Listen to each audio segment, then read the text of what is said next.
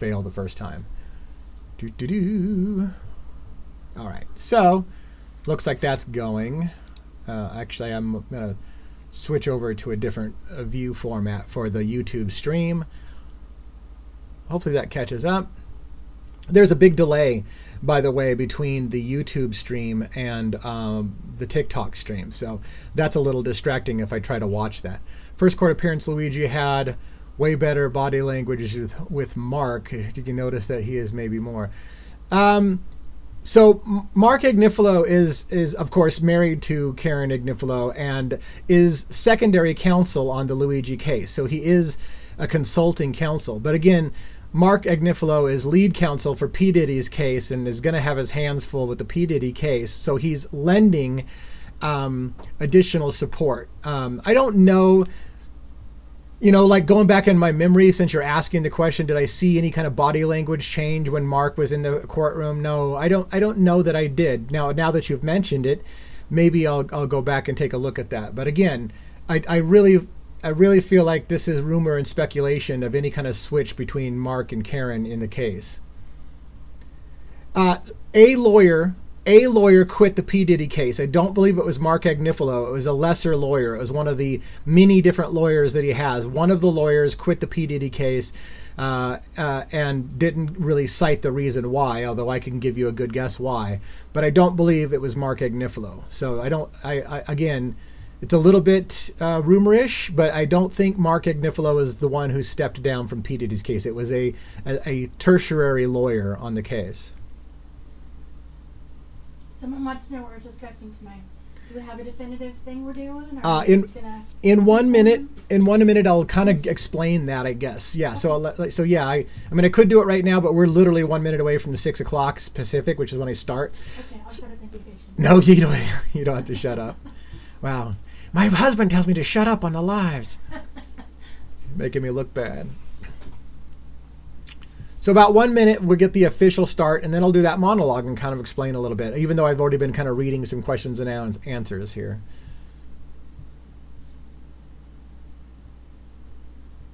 Yeah, the cell phone's a good question. It's 6 o'clock, so let me actually get into the official monologue for tonight, like I like to do. First of all, my name's Lee. I'm the lead investigator, if you will, for Devil's Advocates. So this was a partnership between a buddy and I, but my buddy has gotten very, very busy with some other personal business, so it's been a one-man show for months. And hopefully he'll be able to get more involved in this project. In the meantime, the she-devil wife in the background, who you hear as the disembodied voice, she's been helping me out with lives and helping me keep track of things. So yeah, thanks for the goodies. Yeah. And so she's been helping me, which has been fantastic. And she's oftentimes when I get very wordy and rambly, which is pretty much all the time, she will watch my comments, and then if she gets me to stop breathing for a second, she will. I want you to stop breathing. Let me get that straight. Oh, okay. Maybe stop talking. Take a breath. I never stop talking. And then she will help bring to my attention when somebody has a question. And tonight's an even better night about that, because normally my schedule I wanted to make it regular that I go live on Mondays, Wednesdays, and Fridays at 6 p.m. Pacific Standard Time. I also have a significant small following on TikTok, which is around 6,000 right now. And we've got a very small following on YouTube, which is about 250, 260, somewhere around there people. That's it. Like, that's all. But I'm more of a long form kind of guy. As you can see, and if you've been following me, I'm super wordy and super windy and come up with a lot of different ideas, which really isn't conducive for TikTok, which is more of a quick and dirty, tell me everything you need to know in 30 seconds or 60 seconds and get out. That's not my forte, but I do like to, I think the engagement process is a hell of a lot stronger on TikTok. And so if I want to have questions and answers, I feel like the marriage of the two is really great. I can get a lot more questions on TikTok, and then on that'll support the live on YouTube, where there's less people but some good comments and questions. So right now I'm kind of doing the both. And then I'll get to what are we talking about tonight in the next, hopefully, 2 minutes. So what I've been trying to do lately, I follow two cases at the Devil's Advocates primarily. By the way, if you want to check out my YouTube channel, I'm streaming live over there, but there will be a delay, and you'll need to pick your audio source, either watch on YouTube or watch on TikTok. You can keep both open, but mute one of them because you're going to be behind. And if you're going to watch YouTube, you should probably mute the TikTok because it's going to be a serious delay. But anyways, I'm live over there as well. And so if you could follow there, that would be great. But what I've been trying to do is I follow two cases primarily: the Idaho 4 with Brian Kohberger as the alleged suspect, and the Luigi Manjoni case, Brian Thompson shooting United Healthcare situation. Both of those are my two primary things. I have an audience, if you will, a followership that's kind of split between those two. We have very rabid Kohberger / Idaho 4 interested fans, if you will, that are following that case, and very interested Luigi people. And a lot of those people don't want to listen to the other story. So what I did is I've tried to separate them out. For certain nights I'll talk about Kohberger, and certain nights I'll talk about Luigi, and I'm going live every Monday, Wednesday, and Friday. Normally this would be dedicated to one or the other, because that's what I'm trying to do, is separate that. However, tonight I don't have enough big news in either case to make it dedicated to one person. I don't have an official agenda tonight. The closest I have to an agenda tonight is I did just publish a new podcast episode on the Idaho 4, a long form video that lasts for about an hour and 15 minutes, I think it is. So that's the newest stuff that just came out yesterday. And so we could talk about that, but we have to be very careful to talk about that. But for the most part, this is open to both Luigi Manjoni questions and Idaho 4 Kohberger questions. The problem with that, of course, is I understand some of you are only interested in one story or the other. So if this is your invitation, if you find that you don't want to be in a live where you can possibly get a question and have to listen to me ramble for 30 minutes on a question that you give zero shits about, maybe tonight's not your night. And maybe look for, when I schedule those lives, that'll say Devil's Advocates on Kohberger, Devil's Advocates on Luigi, something like that, where you know for sure. So go ahead with the question, Natasha. I see you had a question.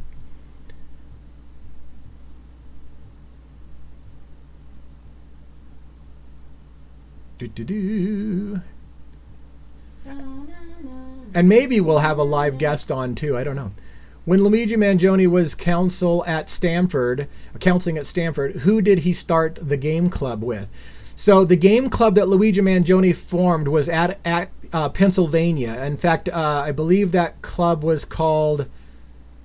What was the name of the club? It was in Pennsylvania, however. It was the University of Pennsylvania. Upgrade. University of Pennsylvania Game Research and Development Group, or something like that. It's close to that. Upgrade was the name. That was at Pennsylvania. That was not at Stanford. Stanford, with the where he was counseling, wasn't the game club. So yeah, good question, and I'm glad that that I had enough memory left in my freaking head to remember that. I don't know. I haven't found who he co-founded it with. I believe he co-founded the Upgrade Club with another individual. I looked into it early on. I couldn't find who he co-founded it with. So and I kind of dropped it as not being super important, which is silly because it probably is important, but I don't know. So great question. Thank you for asking. Do you, if anybody in here does know, and if they think that there is interest in that, let me know. But I don't remember that I ever found out who co-founded it. I think it was a group of people that co-founded it, and he was one of them. What do you think about the rituals in the Idaho 4? It's funny because that seems to be a new thing, I guess. Like just in the last day, I saw one guy on TikTok that was talking about the ritual, and I've seen several videos of his. And then I had people who are following me on the Idaho 4 situation keep asking me what I think about the ritual. So we can talk about that a little bit. I want to, and thank you for watching the Devil's Briefcase. So the ritual thing, I will say about this, I have to be very careful. I think all ways of thinking about this story is important, and I think it's important to consider that. I also have a lifelong history with Christianity, Near Eastern religion, esotericism, both Eastern and Western esotericism, and the occult. So I know a bit about rituals and occult rituals and esoteric matters.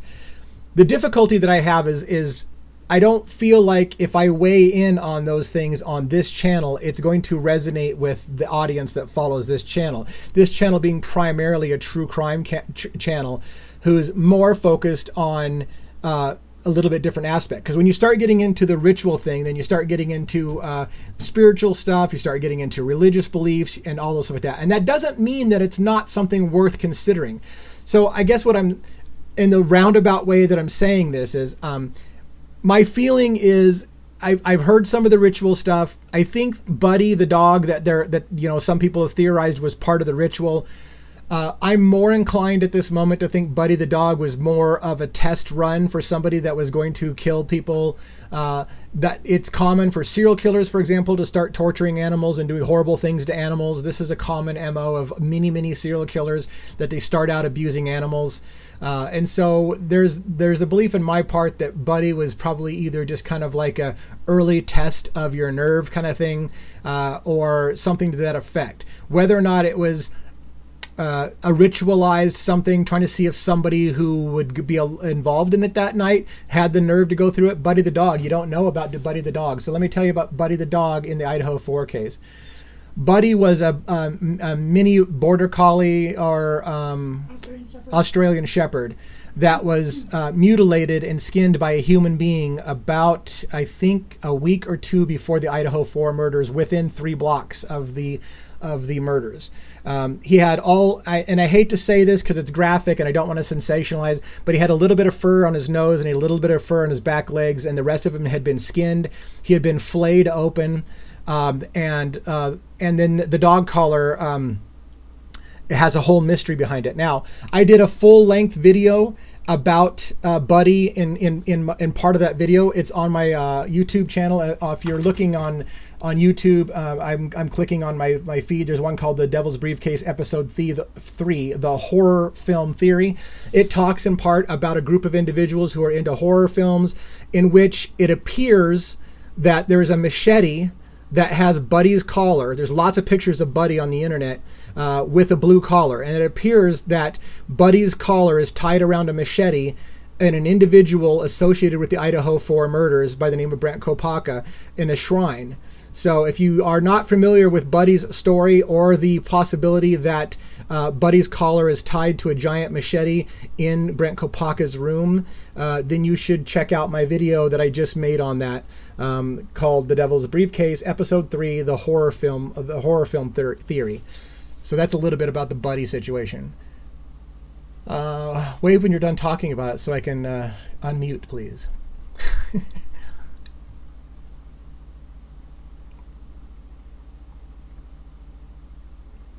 Kimberly, I don't know if that means you didn't want to hear about the dog situation, so I'm sorry if that was troublesome. If you're trying to avoid just hearing anything about Koberger, it might be a little hard, because I mean, I'm going to take open questions, and so other Koberger stuff come in, but maybe you just didn't want to hear about that particular story, and I understand that.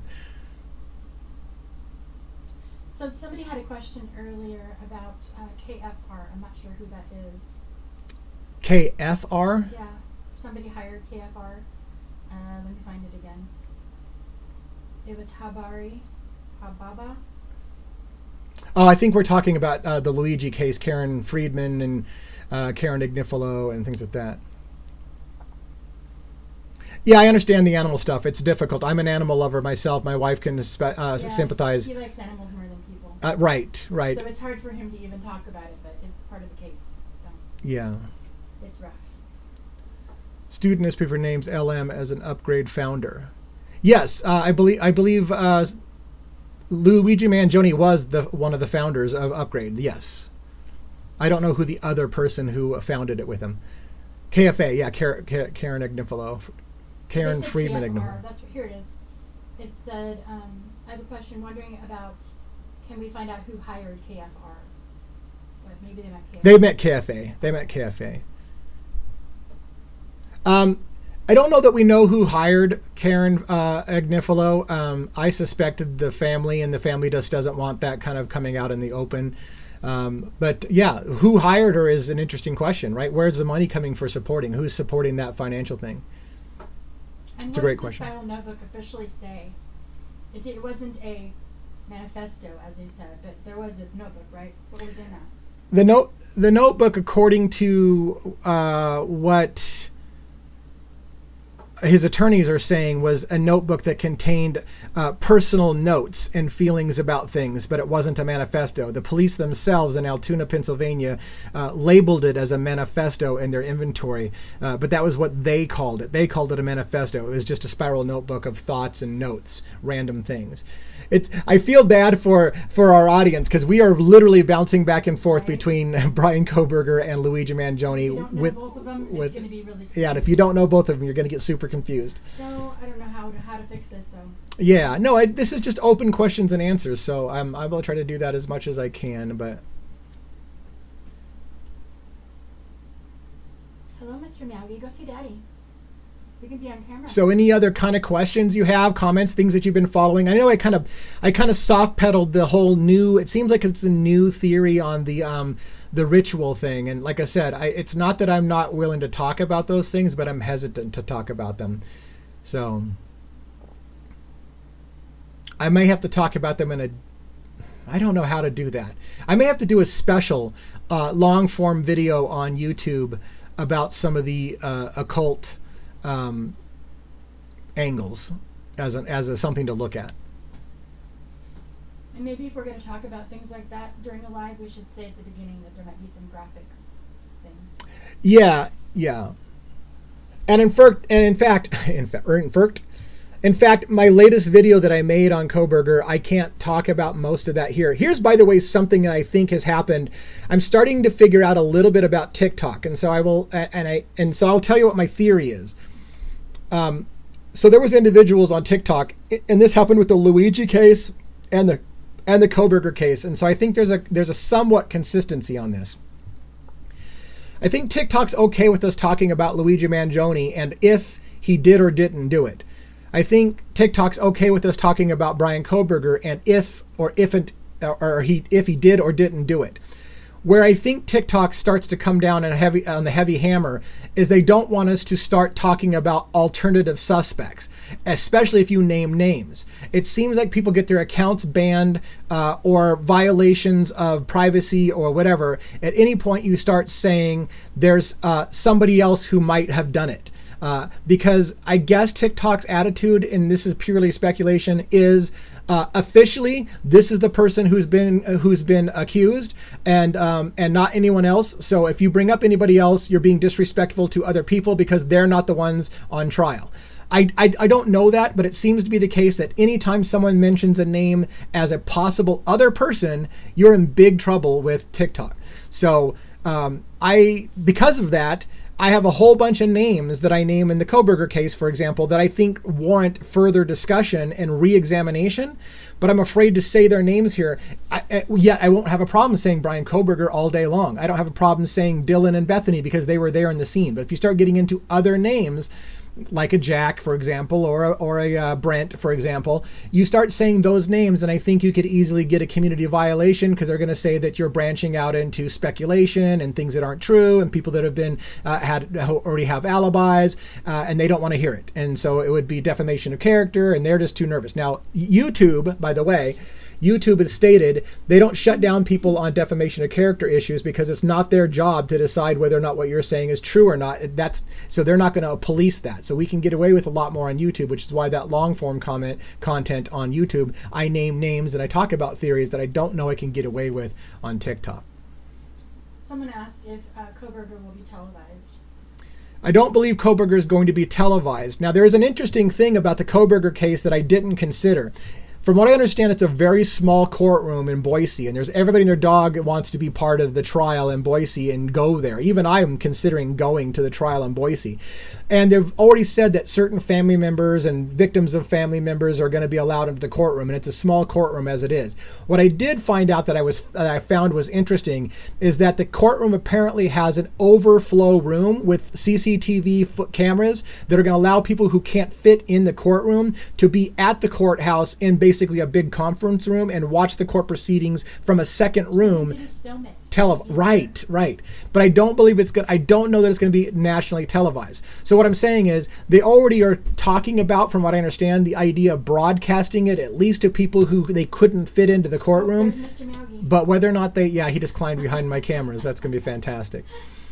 So whether or not I don't believe they're going to broadcast that trial out in the public. And I will tell you this, and I will tell you this. From what I understand, there's newer Rhonda. He's rubbing on my camera stand, and he's going to move the microphone. He's moving both the cameras because hold them in your lap. I can't. If I pull him behind he's going to drag all my wires off the table. I try to help you. I'm going to ruin your green screen. Oh my gosh, this is freaking a disaster. My cat wants to be part of the show, and he's destroying my table. So anyways, it's my cat, and I'm going to snag him. Hold on. I will make a guest appearance for Mr. Meowgy. This is Mr. Meowgy, who's becoming, and he's super. Thank you for the bear. He's a super irritating cat in the sense that he's all claws. If you can see, his claws are all in my chest right now. It's freaking, it's nasty. So here, if you could take this cat and get him out of the room, that would be fantastic. Come on, buddy. Come on, sweetheart. All right. My lap. Sorry for the digression on that. I forgot where I was at on that. Other than, I know what I was going to say. I was going to be talking about the wounds. Some of the stuff they can't put on TV. As I understand it, some of the descriptions of the wounds in the Idaho 4 case would never be seen on public thing, and of course, and that's common. The graphic images don't make it to TV, even if it is televised. But I don't think you'd even hear the description of what happened. It was pretty nasty, from what I understand. Several posts saying that Idaho 4 shared a picture of themselves in ski masks before the murders. I have not seen that photo or heard of that one.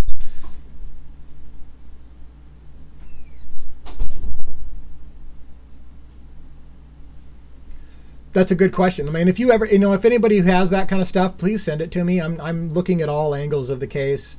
There's so many different ideas and theories. Of course, the main one, the prosecution is all in, is Kohberger and Kohberger alone. But there are a million different theories and motivations. And the more that I dig into it, the more that I'm convinced that Kaylee was the target in the house, and that it was of a very personal nature, which to me sheds doubt into what exact role Kohberger had in it. I'm not saying Kohberger wasn't involved, but the injuries to Kaylee indicate to me that Kaylee was the target, and it was very personal. And and like I said, Kohberger could have helped, in my opinion, but the injuries to Kaylee indicate to me that it's something much more personal.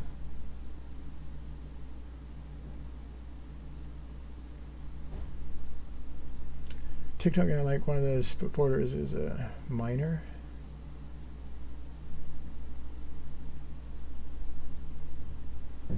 LM is not afraid to leave fingerprints in the motel in Pennsylvania. LM Skechers, other guy Adidas. Like I said, these cases are capturing everyone's attention. The difficulty comes is I have a hard time understanding what TikTok and YouTube will allow me to say and not say, what speculations I'm allowed to make, what questions I'm allowed to talk about. And so it's difficult. By the way, do you have an eye on my YouTube stream, Rhonda, to make sure I'm not missing questions on YouTube? I don't see any questions. Okay, that may be the case. Maybe that's why I'm not seeing anything. Okay, perfect. I see it says top chat, and live chat is all blank. Yeah, the YouTube channel is extremely low viewership, so maybe it's just not going to catch on, or maybe it's just early and we're still having to build that. But I just didn't want to miss any. Why is that happening? The only suspicion I have is that LM has the same nose bridge. Okay. I guess third party is mailing them. Okay, I'm French and mom and crying for Luigi. Yeah, the Luigi case. I don't know if you saw that. Did you see the Law and Order special that was kind of a fictionalized version of the Luigi case? I did an hour and something review of the Law and Order special, which Karen Nignifilo is an advisor to Law and Order. So that was super interesting to see their take on it. I did a full analysis on that as well. Anyone have thoughts on why LM cut off friends and family? I mean, I have many possible scenarios on that too. And by the way, let me comment a little bit on the cutting off friends and family, because this is a statement. And again, we're bouncing all over the place between not gamble in Vegas and win. I did not. Let me comment about Luigi cutting off friends and family. So one of the things that we pointed out before was that in Luigi Manjoni's case in Altoona, Pennsylvania, he had a false ID which was presented to law enforcement that said he was Mark Rosario. He also allegedly checked into various places under the name of Mark Rosario. What I pointed out before, and I don't want to have to get into an argument with people again, is that in the state of Pennsylvania, it is not illegal to show false ID to police officers unless you've been told you're under investigation for something. Luigi Manjoni was not told he was under investigation, therefore it was not a violation of Pennsylvania state law to provide an officer a false identification of Luigi Manjoni. Neither is it necessarily always illegal to have a false identification. Now, where I'm going with all of that is the question about Luigi separating himself from his family. For whatever reason he had, Luigi Manjoni, for wanting to be separated from his family, having a false identification to travel under because he wants to be left alone and he doesn't want friends and family to hunt him down because he wants to be left alone, that's his right as an adult. His right as an adult is to have privacy. So if Luigi Manjoni wanted to travel under an assumed name so that he would be left alone and people wouldn't be hunting him down, that would be his right to assume an identity so that people can't find and trace his every movement. Again, each state may have different rules about what is legal and not legal for presenting false identification, but to clarify again, in Pennsylvania, it was not illegal for Luigi Manjoni to have a false identification and to present it to law enforcement. It's only illegal if you've been notified that you're under investigation, which he had not been notified he was under investigation when he handed the false identification to officers, which is part of the reason why his lawyer is saying it was a false arrest. He did not commit a crime by handing false identification to the officers. Did you address the shoes?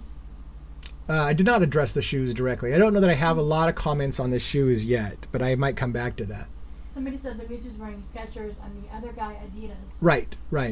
Yeah, a lot of people have blown up the shoes and gone into details in the shoes, and I haven't stuck because the images are so grainy and stuff like that. I just haven't gotten into the. And again, like at some points, Luigi's apparently walking on a rain-soaked street where there could be mud and whatever. So there's some people are saying, well, you don't see a white stripe on the shoes, and I'm like, well, what if it was wet and rainy? Like I play devil's advocates with all the questions. It's just been an area that I'm not going to hang my hat on, say that's not Luigi, and again, we don't know if he changed shoes. It could have been the same person changing shoes. You could have more than one pair of shoes. And so I just felt like I'm super hesitant to get into the shoe thing too much.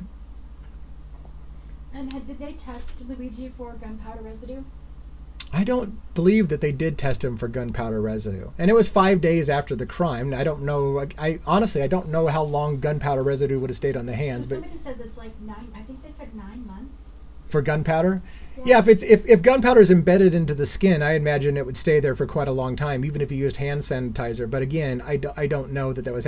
There was apparently a buccal swab done of Luigi Manjoni in the station, and they got his fingerprints off of items that they gave him for a snack and stuff like that. But I don't know that they tested for gunpowder residue.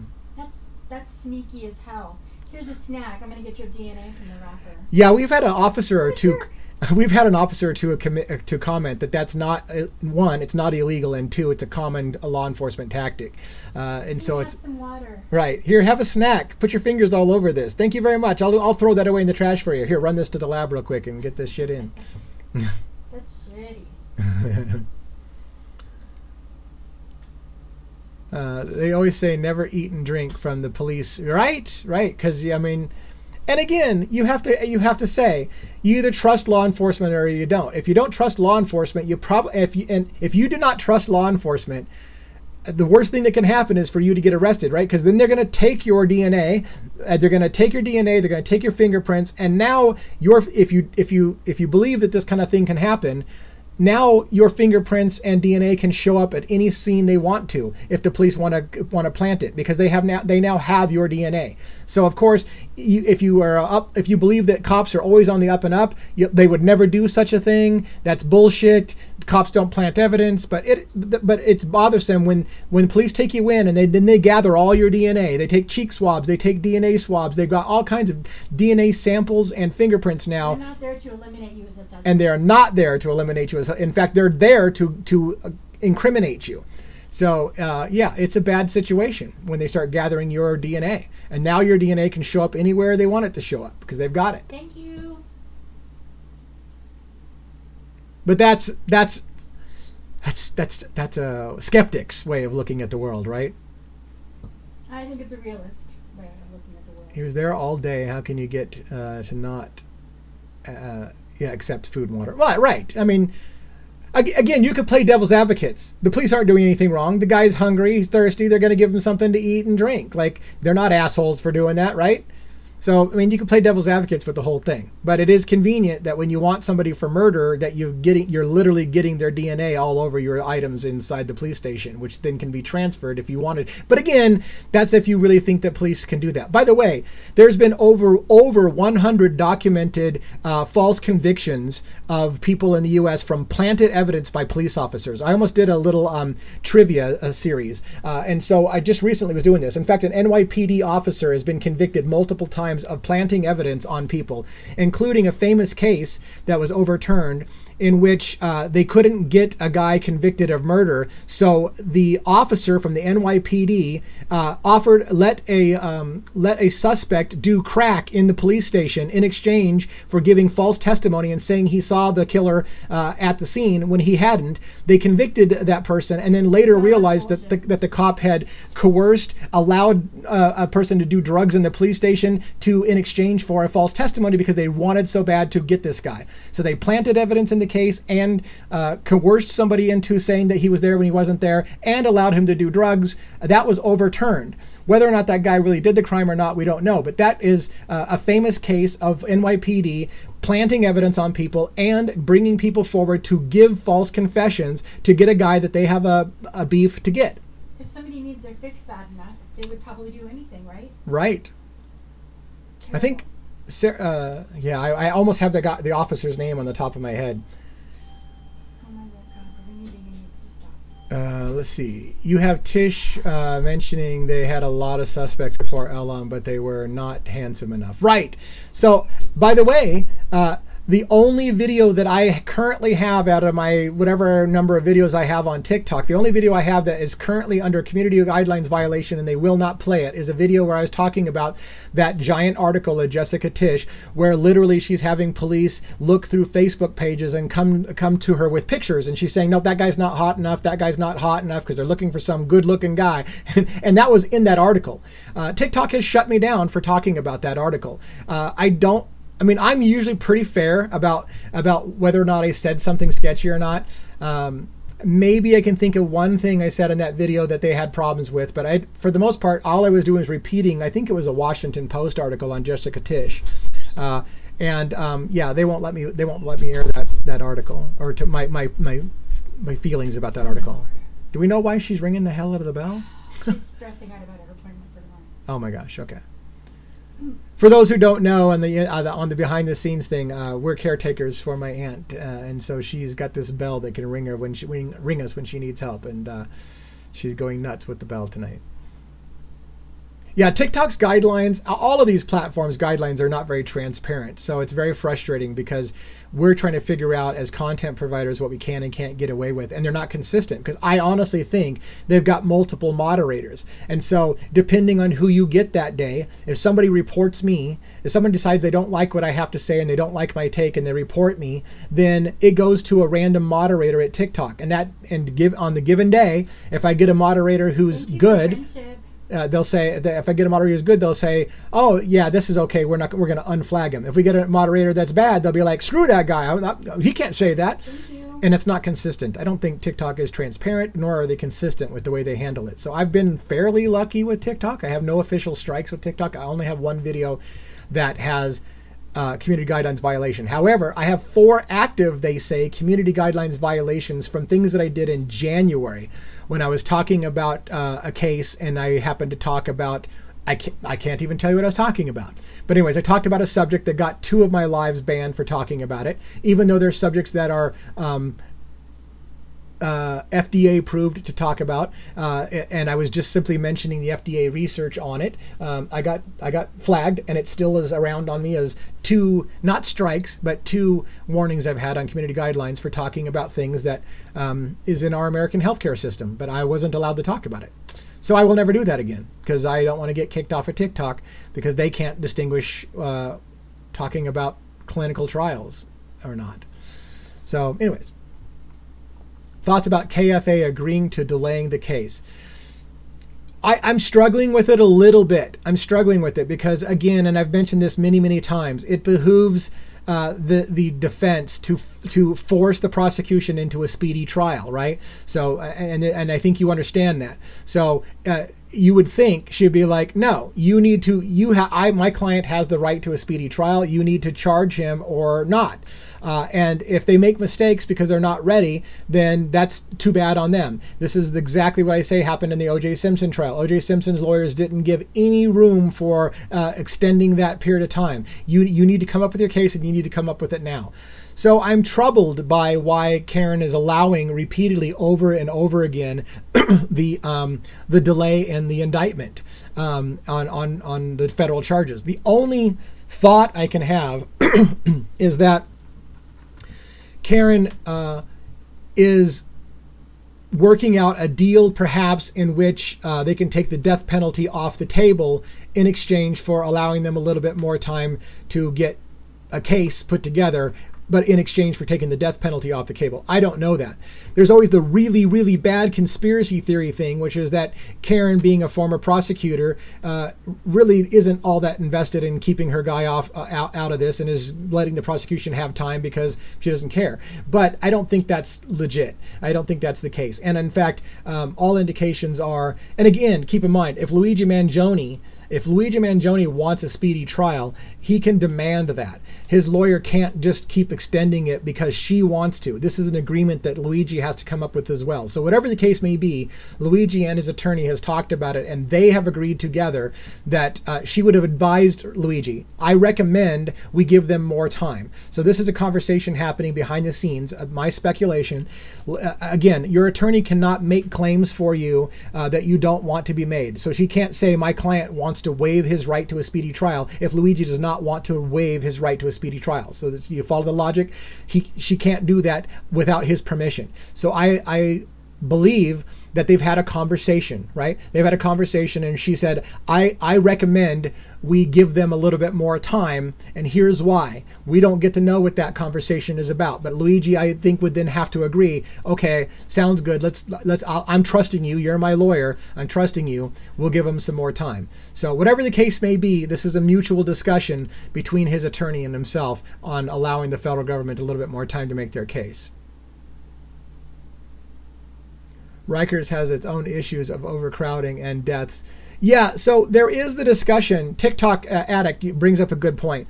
Someone had mentioned that if for example, they insisted on the speedy trial issue and not continuing to allow the continuance and the extended deadlines, that a scenario would exist in which Luigi Manjoni would then be sent to Rikers.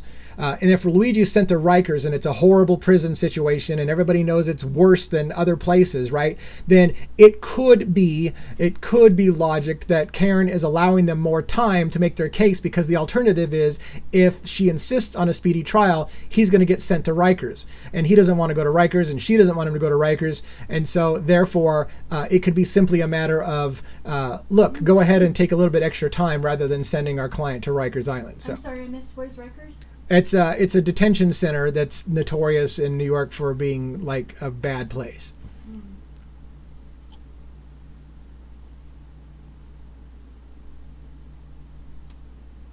He might want to roll the dice with the jury.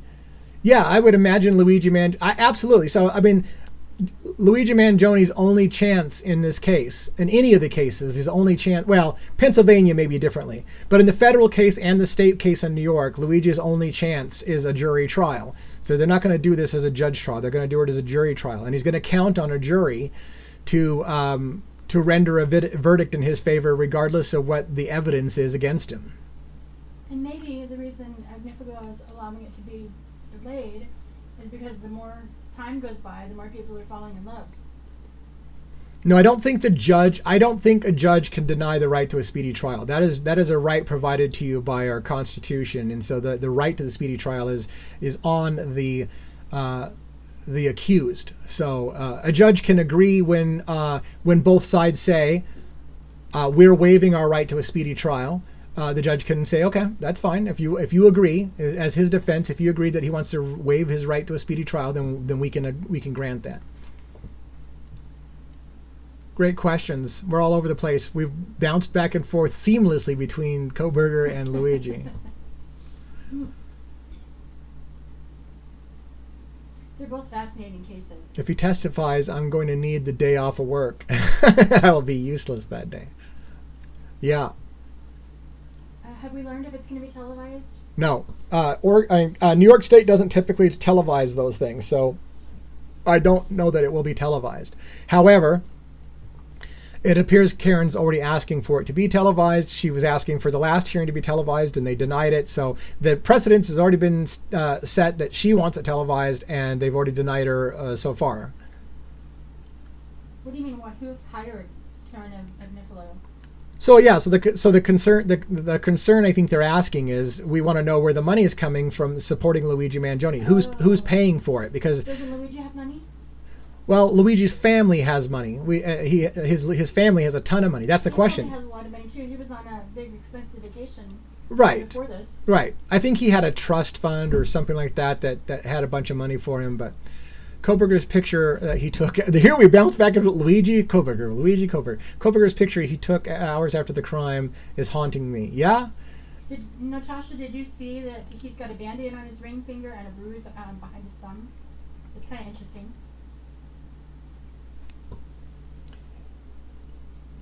You know, and as far as the hiring thing of Karen, like, here's another thing too to keep in mind. Some attorneys also like high-profile cases, and some attorneys, it's not even about the money; it's about the publicity.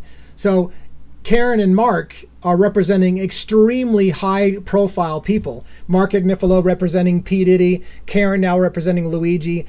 Everybody in the country is getting to know their names, just like everybody in the country of my age knows Mark Shapiro and we know the Kardashians, we know friggin' every attorney, I can Ben Barry Scheck. All those places are well-known names because of the O.J. Simpson case. So these are household names to people when they get huge high-profile cases. And regardless of what the verdict, so I'm playing devil's advocate, right?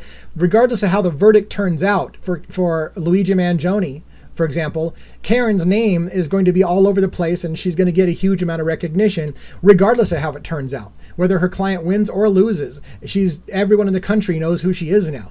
So, and not that people didn't know who she was before, but now they really know who she is. So one can argue that some attorneys will take the case whether it's funded or not, because it's a huge publicity piece. It's a high-profile case in which everybody in the country is there. And if you can win that case, you become insta-famous for the rest of your life, right? It is interesting, yeah. Where is the money coming from?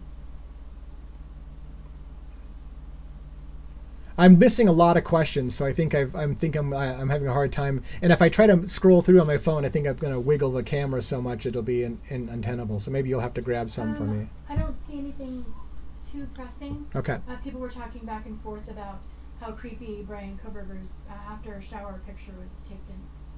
Yeah. How creepy that was. But they weren't asking questions to you. They were chit-chatting back and forth. And then some of the people were talking about Luigi's trial costs. So. I will tell you this. I don't think Luigi is going to run out of money. You know, if there's a feeling in the audience that the court cases are just going to drag on until he's broke and can't afford his lawyer, that's not going to happen. I think, one, the family has plenty of money already. The public has raised nearly $1 million for Luigi's defense case. He's got money as well, and again, his attorneys would probably fight it for free at this point because of the attention that the case is going to get. So. This is not going to be he's going to run out of money thing, in my opinion. There's no worry about that. Well, Lady Capulet brought up an interesting point. We've seen 4,000 pictures of Luigi and not a single selfie. Koberger takes one hours after. Interesting. Yeah.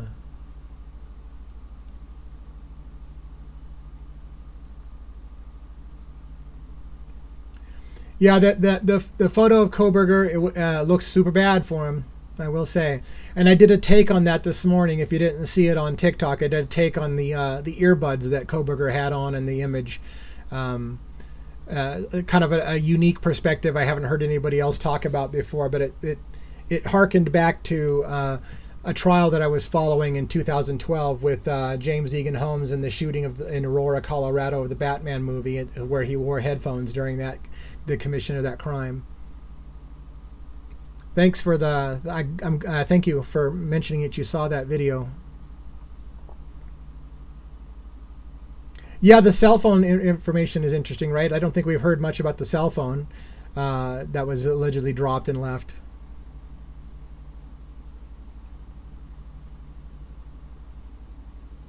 Do I think he will testify? If we're talking about Luigi Manjoni, yes, I think he will testify. And you're right. Generally, in cases in the country, lawyers do not recommend you testify.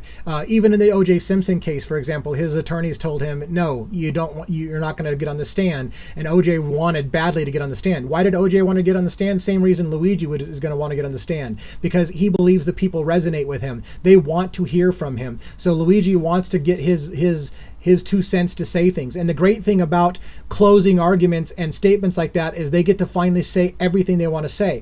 During the whole expert testimony and rebuttals, it's very structured. You don't get to give a lot of opinions. You don't get to tell what you really felt about it or whatever. But Luigi will have his chance to tell the jury how he feels about things. So if, for example, Luigi Manjoni, and this is if Luigi Manjoni is going to confess in any way, shape, or form to doing it, he's going to want to have his chance to tell the jury why he did it, so that he has a chance for the jury to nullify the verdict or to acquit based on how they feel about it, because that's the right of the jury. The jury can still find him guilty of doing something, but still refuse to convict. And so I believe that Luigi Manjoni is going to count on his ability to be able to connect with the jury, look them in the eyes, and tell them why he did it, and count on one of those jurors being swayed by an emotional appeal because he believes he connects with people. I would imagine his attorney will allow that. But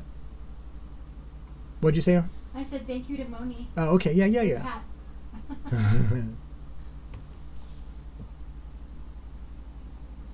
So somebody talked about a picture from the taxi driver of Luigi. Do you know anything about that? Yeah, what was the question exactly about? How did the taxi driver get that sidewalk image of Luigi? The sidewalk image of Luigi, I don't know. That's an interesting question. The image from inside the taxi, that's because I believe it's a dash cam, camera and placed inside of taxis for the protection of most of the drivers. And I think that Luigi and whoever was in that thing knew that camera was there. In fact, I have long speculated that photo is almost a photo op. It's as if he leaned forward to purposely take a picture dead on looking into the camera. You couldn't have more. If you were trying to hide your identity, you don't saddle up into the opening in the cab and look directly into the camera. That was as much staged as a picture as you can get. So I suspect that was done on purpose, which is why I say I have theories that there was other people involved and that this is a much bigger and more complex case than we think. Yeah, the side view outside the car, admittedly, is weird. I don't know. Did the driver take I don't know. Has it ever been explained? I understand what you're saying. The angle of the side view from supposedly the taxi is an oddity. I can't remember if it's ever been explained. Do you see what Lady Capulet said? No.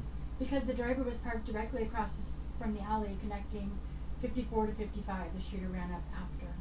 Oh, so the external camera looking out the window of the taxi was looking right at him, basically. I don't know. Thoughts on why Luigi was in New York City and the bike argument, him going so fast. Well, first of all, let me keep in mind, or let me clarify that it is unclear. Now I know that people are going to tear me a new ass. It is unclear whether Luigi Manjoni was in New York. We're basing Luigi Manjoni in New York based on camera footage that people are arguing to this day whether or not that's Luigi Manjoni. We're also basing it on false identification of Mark Rosario being presented at the hostel that people are saying had to be Luigi because the similar ID was used in Altoona, Pennsylvania. Again, if there were multiple conspirators involved, somebody else could have that was dressed like Luigi if you make one false ID, you can make multiple false IDs. So we don't know 100% that he was even there, as far as I know. Maybe somebody can actually 100% place him. But as somebody else pointed out, there was spinal surgeons. There was potential reasons for him to be in New York for a specialist for his back issues. So there's legitimate reasons why Luigi could be in New York. There could also be a question about whether or not Luigi was in New York. So it's unclear. And I don't know that I can tell you why he was in New York. And again, keep in mind, one of my most, again, this is difficult, but I guess I'm just not going to beat around the bush. My most realistic scenario is Luigi Manjoni is involved in this, and Luigi Manjoni was in New York. I believe that the photo of I believe personally the photo we see of Luigi Manjoni looking right into the taxi camera is Luigi Manjoni. Out of all the photos that I have seen allegedly of Luigi Manjoni, the one looking directly into the taxi camera seems to be Luigi Manjoni. I feel pretty confident of saying that I feel like that looks like Luigi Manjoni. So I think Luigi Manjoni was in New York. I just don't know that he was acting alone. So I believe that Luigi Manjoni could be involved in this. I'm not, unfortunately, and I know some of you aren't going to like this, I'm not of the opinion to say that there's no way in hell Luigi Manjoni is involved in this. I think Luigi Manjoni could have even done it by himself. That's a possibility for me. But I also believe in the presumption of innocence. And so Luigi Manjoni is to be treated as if he is innocent until proven guilty in a court of law. So I'm going to continue to ask questions. How do we know for sure Luigi pulled the trigger? Even if Luigi was involved, even if Luigi was part of the getaway plan, even if Luigi was trying to mislead law enforcement so the real shooter could get away, we have to ask the questions like, are we gonna convict him for the crime if he wasn't the actual shooter, if he was just involved with a group of individuals? This is why I have a theory called the game theory. I got a long form video on YouTube called the game theory. I've got clips on TikTok called the Luigi Shuffle. I think I have another one maybe called the game theory on TikTok, where I talk about whether or not there was a group of individuals that were dressed up similarly, trying to mislead law enforcement in 15 different directions the day of the shooting so that they would follow wrong people. So then the question becomes, was Luigi one of those individuals? And he was just the one that they actually tracked down all the way and got caught. Are there other individuals who were dressed the same that got away? Again, let me cover that just a hair. The shooter went into Central Park and the law enforcement lost the shooter for quite some time. So that's official from a documentary that came out shortly after, one of the many documentaries on Luigi Manjoni, that while there are cameras all over New York City, oddly enough, there's not a lot of cameras in Central Park. That shooter, whoever he was, knew that he could go into Central Park on the e-bike and disappear off a camera, and law enforcement lost him for some time. Later on, they picked up an individual leaving Central Park on an e-bike dressed similarly and picked him up again. We don't know for sure during that blackout time that the person who rode out of the park is the same person who rode into the park. Of course they want you to believe that it is. They want you to think they've got continual coverage of him all the way from entering the park to exiting the park. They lost him on camera for quite some time. So the question becomes, did the shooter go into the park, drop his clothes into a bag, for example, and drop the backpack and walk out in plain clothes the opposite direction of the park, and then someone dressed like him, a conspirator, rode out the other side of the park and drew law enforcement away from the main shooter? What, Rhonda? I was thanking Sarah for the bracelet. Oh, yeah, sweet! I'm glad you're catching all the gifts. Yeah. What about the bike argument, him going so fast and his change of clothes fit backpack? So if you're talking about, so I don't put a lot of weight into, if you're talking about the back injury versus could he have done the trip and the amount of time and the e-bike and the speed of the e-bike and can he pedal that fast and blah blah blah. I haven't gotten into all that. I know lots of YouTubers have broken down the time, have have actually rode the trip themselves and filmed it and timed it and whatever. I tend not to get into those things because it's just too much. We can argue all day long about whether or not his back was hurting him that day, whether he could have ridden that fast or not. It's all speculation. It's clear from many different sources now that Luigi's back problems have had good days and had bad days. So you don't know that was a good day for Luigi. If they even, the whole thing is speculative. So getting into the timing about whether he could or could not have made the ride or not, I haven't spent a lot of time on it. I know others have, and I'm kind of letting others lead the way, I guess, if you will, and in presenting those theories. It's not where I'm putting my focus on my channel, but I recommend that if you really are interested in that timing thing about whether Luigi could have actually physically ridden his bike where it said he rode it in the amount of time, lots of people here have good videos. I think Lady Capulet even has videos on that, and she's in the room here. So I think there's a lot of people who have videos showing the timing. There's probably others here, so I don't mean to insult you if I didn't call you out by name, but and you can self-promote. If you got a video that talks about the timing and shows the timing, let us know. But it hasn't been my focus on the timing part. I have a question. Yeah. So BT had a bodyguard. Yeah. Did you ever find out why he didn't have a bodyguard that day? No, we have not found out why he didn't have bodyguards. But in fact, we know a former bodyguard of Brian Thompson has come forward and said that he's guarded Brian Thompson in the past, and he can't believe that morning. Where the heck were they? Right. So it has been stated he thinks it's the biggest lapse in security he's ever seen that Brian Thompson didn't have his bodyguards with him that day. Well, you got to ask that question. Now, some people say the hotel where Brian Thompson was staying was literally right across the street from where the investor conference was happening. Maybe he felt safe to walk across the street without his bodyguards. Other people are saying that he would have never walked across the street without bodyguards. So I don't know. Again, that's one of those areas why I stay a little out of it. It's pure speculation, but it is a great question. Where were the bodyguards? Is it normal? See, that's the problem I have. I only have one guy who's a former bodyguard of Brian Thompson saying he would have had bodyguards at all times. Where the hell were the bodyguards that day? So that's a good question. But I don't know what the itinerary is with Brian Thompson. I don't know if he goes every single place with bodyguards. It does beg the question, however, why he has to have bodyguards everywhere he goes. Again, reasonable doubt. If you have to have bodyguards everywhere you go, it indicates that people want you dead, that you may be shot by anybody. So again, that indicates that there's a bunch of people who could potentially want you gone. That's why you have to have bodyguards all the time. So again, when you're looking at this whole idea that this one person did it, then you have to ask how many other people could have had motivation to do it. Tons, obviously, because that's probably why they have bodyguards everywhere they go.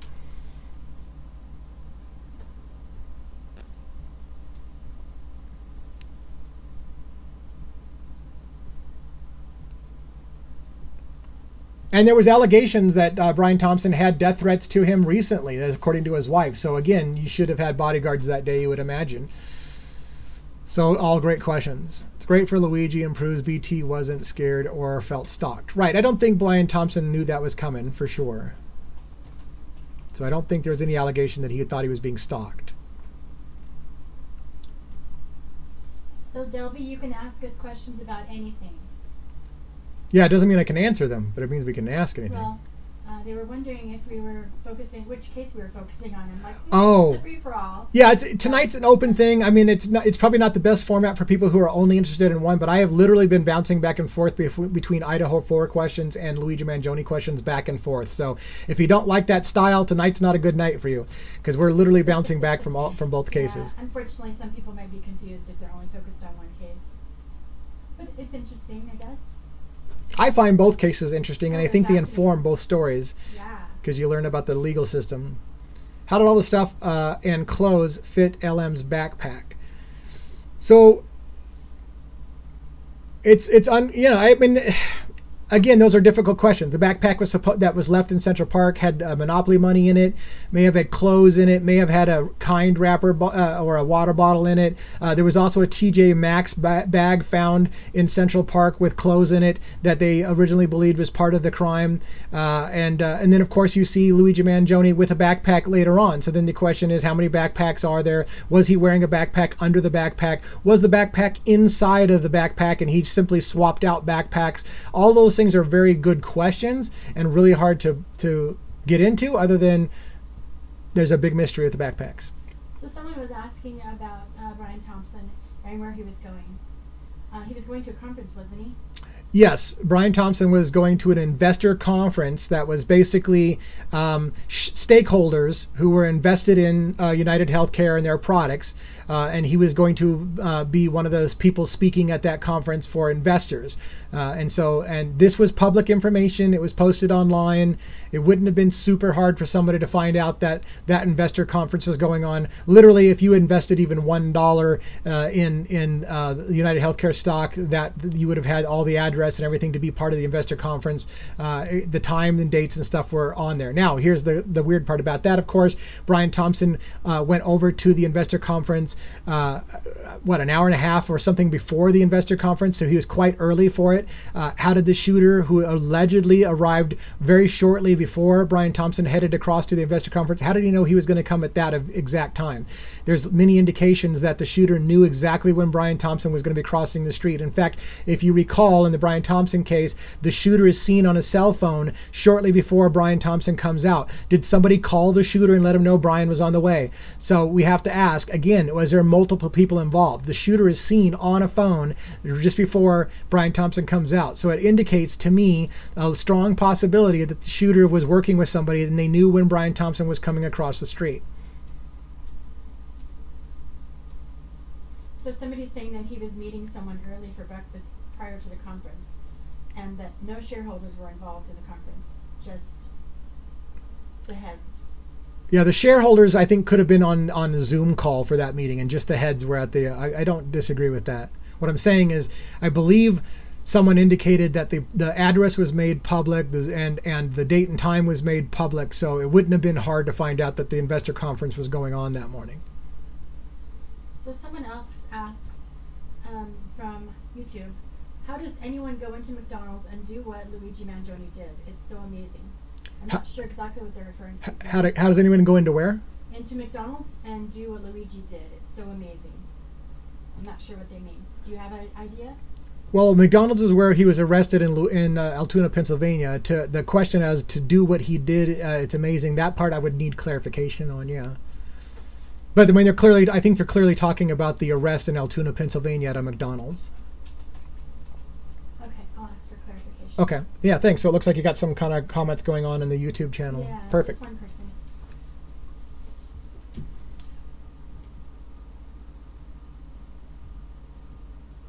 Where went the e-bike, and can they track from the laptop LM's movements? The e-bike seems to be a mystery. I mean, again, I don't know if law enforcement has found the e-bike and they're just not telling anybody, but the e-bike has been a mystery. Nobody seems to know what happened to the e-bike. It's very interesting.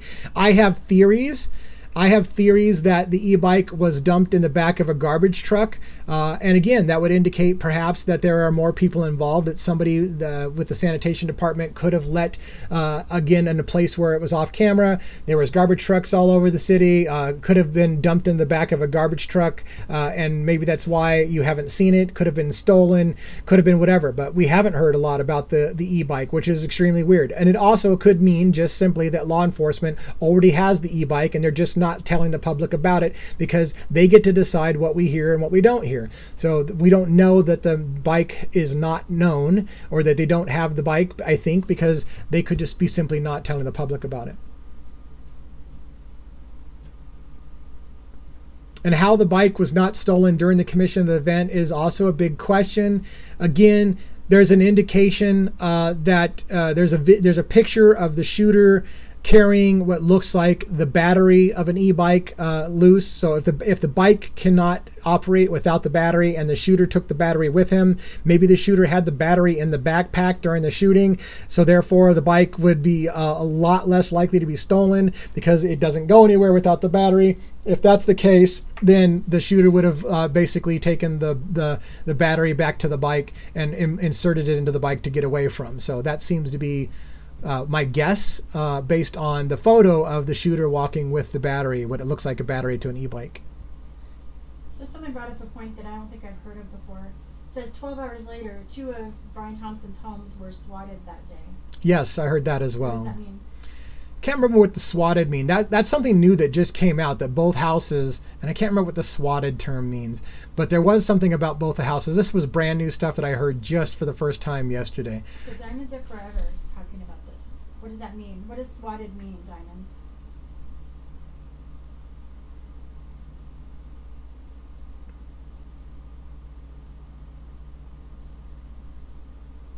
You can ride an e-bike without the battery. Not ideal, but possible. That's what I assumed. I assumed too that the bike would work without the battery.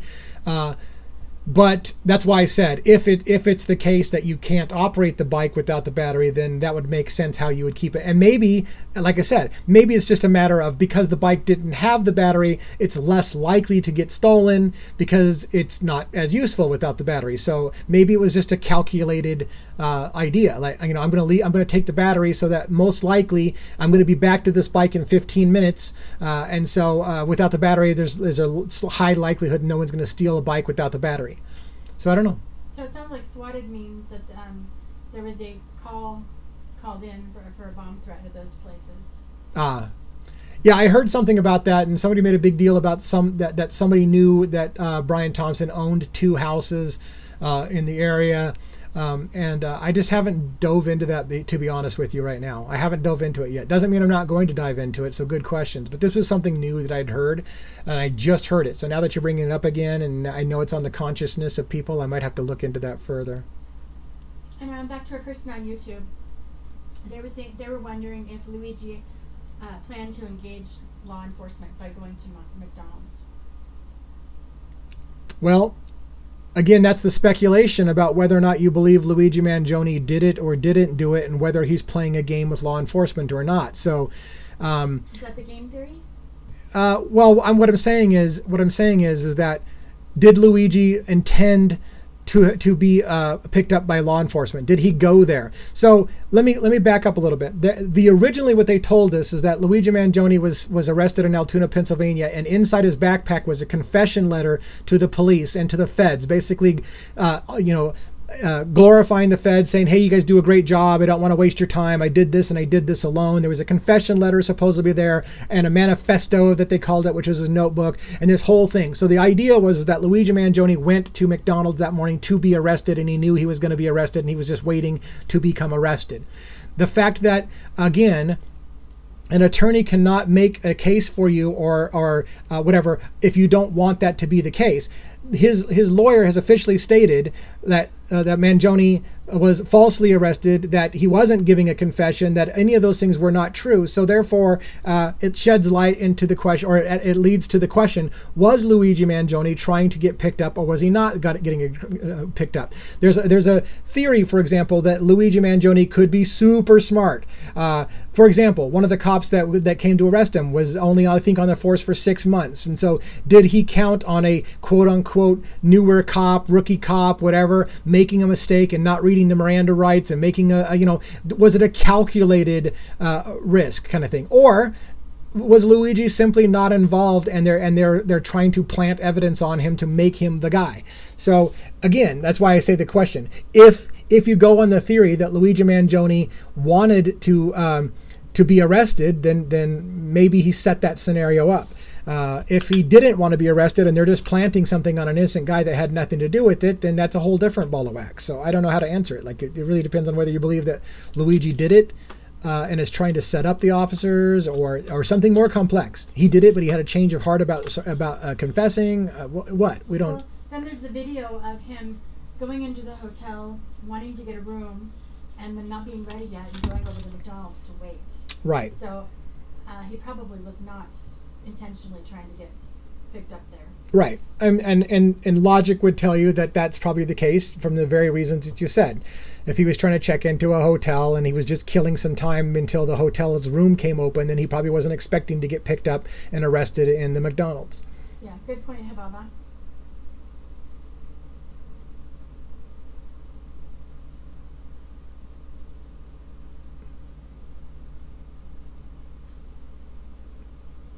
All great questions. I'm surprised we have as many people as we do on this live, considering I don't have an agenda for the night and we're bouncing back and forth between Koberger and Luigi like freaking ping pong. So, why does Chief Kenny say LM is the only suspect?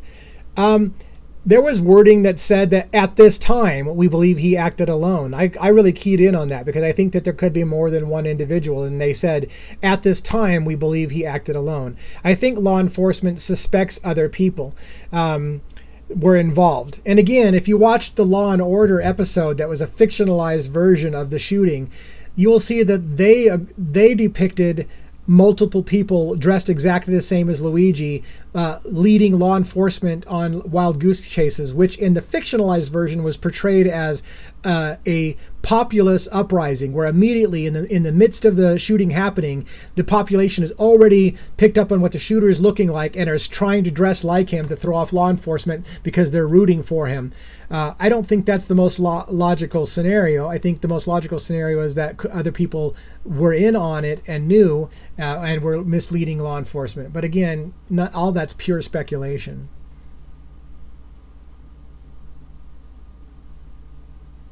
Someone also mentioned, Sam C. mentioned, for the notebook, maybe he was following the case right after it happened, was writing his notes in the notebook. Yeah, I mean, there's legitimate reasons to believe that Luigi had thoughts about and opinions about the healthcare system, which doesn't make him the shooter. And again, in my main theory, I don't know that necessarily he is the shooter. He may have been involved. And again, I'm just guessing. And again, I presume Luigi Manjoni is innocent until proven guilty in a court of law. And also, I want to say the unpopular opinion, which is that if Luigi was involved, law enforcement still has to make their case legally. Planting evidence on somebody because you know he's the guy and planting evidence is against the law. Law enforcement cannot illegally fabricate evidence and place information or plant evidence or do things to convict a guy just because they know he's the guy that did it. They must make their case legally. So I am critical of mainstream media, law enforcement tactics, and the judicial system, which the law enforcement and judicial systems, their primary goal is to convict. They are to find who they think did it and then make the best case they can to convict. It's not about finding out what's the truth. It's about making their conviction stick. And so somebody, which is usually just the defense, has to play devil's advocates with it and say, okay, you've picked who you want to be the guy, but what if he didn't do it? And you have to make that case legally, and you have to be able to make that case to a jury beyond a reasonable doubt that there aren't other people who wanted Brian Thompson to be shot, that there aren't other people who had Brian Thompson in their sights, that it isn't explained by some other reason, like Luigi is just one of millions of people who have problems with the healthcare system. So how does that make somebody guilty of murder? I can show you probably dozens and dozens and dozens of people's personal rants everywhere about the healthcare system. Doesn't make them a killer. So, you know. Someone mentioned something interesting. Katrina said, isn't it weird that not a single picture of Luigi being arrested is leaked? Yes. Everyone has cell phones now. How come nobody saw this in McDonald's? Right. For example. Yeah, everybody's been wondering the same question. It's extremely odd. I'll tell you, I mean, obviously in my cynical approach, the reason why we don't see those videos is because it shows that the police made an illegal arrest. That's why we're not seeing the videos. I believe more than likely law enforcement confiscated people's phones that day and made sure that none of those photos leaked to the internet. I believe that the body cam footage has never been shown. However, Thomas Dickey has seen the body cam footage because there's an interview that I highlighted in one of my lives one time where Thomas Dickey says, when you look at the footage, you can tell that he was illegally detained and was not free to go. So Dickey has seen the body cam footage. There is body cam footage. We're not seeing it because it didn't go down favorably for the police. It would prove that Luigi Manjoni was illegally arrested and detained. In addition, I said, and I believe this is the case, if Luigi Manjoni had tried to push his way out of that corner and even so much as touched an officer because he was free to go, but if he had bumped shoulders with an officer to get out of that corner, he was surrounded by a wall of police officers. If he had so much as touched an officer, they would have slammed him to the ground and said that he assaulted him, and that would have been all over the news. We would have seen the body cam footage there. But that's not how it happened, because Luigi wasn't aggressive with the police. He complied with everything they said, and they made an illegal arrest, and that's why we're not seeing the video. And TikTok Addict said that there were pictures posted from McDonald's, but they disappeared. Yeah. Surprise, surprise. Yep. You'd think somebody'd have them, but I guess maybe every time they're posted, they go bye-bye again. Can they track Luigi's movements by the laptop in McDonald's? I don't know. And again, what he had on his laptop, that's all been suppressed and out of the public information. So logically, you would think there's a lot of ways. McDonald's has to have footage of it. Again, all I can say is the feds or whatever law enforcement agency has obviously confiscated all video footage of McDonald's, of the body cam footage, probably took people's cell phones, which may not have been entirely legal as well. Now, granted, they may have asked, there may have been only 5 people, 10 people, I don't know how many were at McDonald's, and they may have just asked, hey, can you give me your cell phone? This is part of an investigation. And a lot of people will willingly give their phone to a police officer because they want to do the right thing. So it's not necessarily illegal. If an officer asks you, if an officer asks you, can I have your phone? You might be compelled to believe that you have to comply. You do not have to comply, but the officer would argue, I didn't tell you you had to. I asked, can I have your cell phone? Just like, can I search you? Yeah, can I search you? Would you mind if I take a look in your bag? Absolutely say no. Right.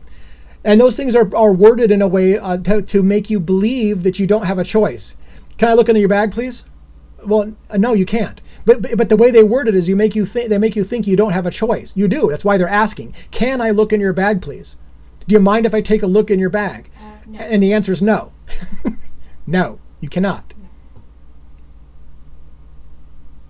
TMZ would pay $200K minimum for a photo of him at McDonald's. Sure, absolutely. Wow. Sure. Somebody needs to find that person that has that photo.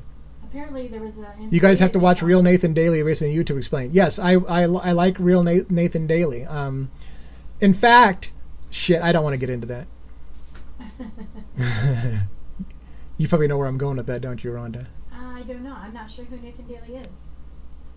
He's a YouTuber, a former police officer that comments on this case. I saw his name mentioned earlier. I wrote him down so I could look at him, but it doesn't ring any bells for me.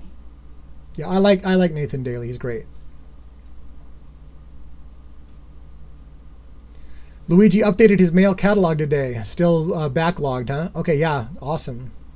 Yeah, so it's cool that he's keeping that. I didn't know that he posted more pages of his log, but that's very cool. I think Karen keeps up on that. Don't you think other suspects would be known by now? It may be unlikely.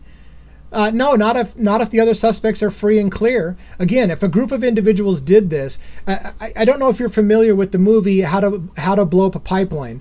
But the premise of How to Blow Up a Pipeline, a relatively recent movie, was a group of people got together from many different walks of life and decided to commit an act of eco-terrorism, if you will.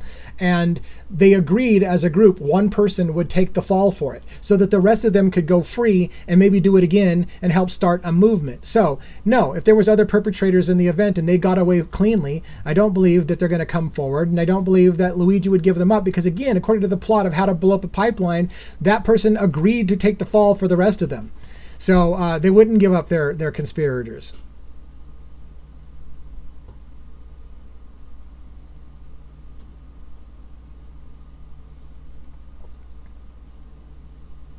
Great questions tonight. I'm surprised we're still going. I thought with having no agenda tonight, I had 30 minutes in me in best, and now we're at an hour and 15 minutes. It's awesome.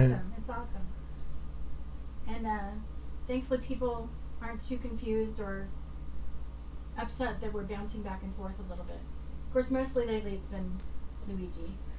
Do you think the objectification against LM goes against the case? I'm not sure what you mean. I can guess what you mean, or you can clarify what you mean. If you mean the objectification of Luigi Manjoni as some hot sex symbol, do I think that hurts him? I think it does a little bit. Yeah, I think that does hurt him a little bit. It also helps him a little bit. So it really depends on how you look at it. I think it hurts him a little bit because if you believe that Luigi Manjoni wanted to stand up for the rest of us and make a point and say, for example, if you saw the Law and Order episode, I'm going to riff on this a little bit. If you saw the Law and Order episode, the argument they made for the defense is that the shooter did it because it was an act of self-defense.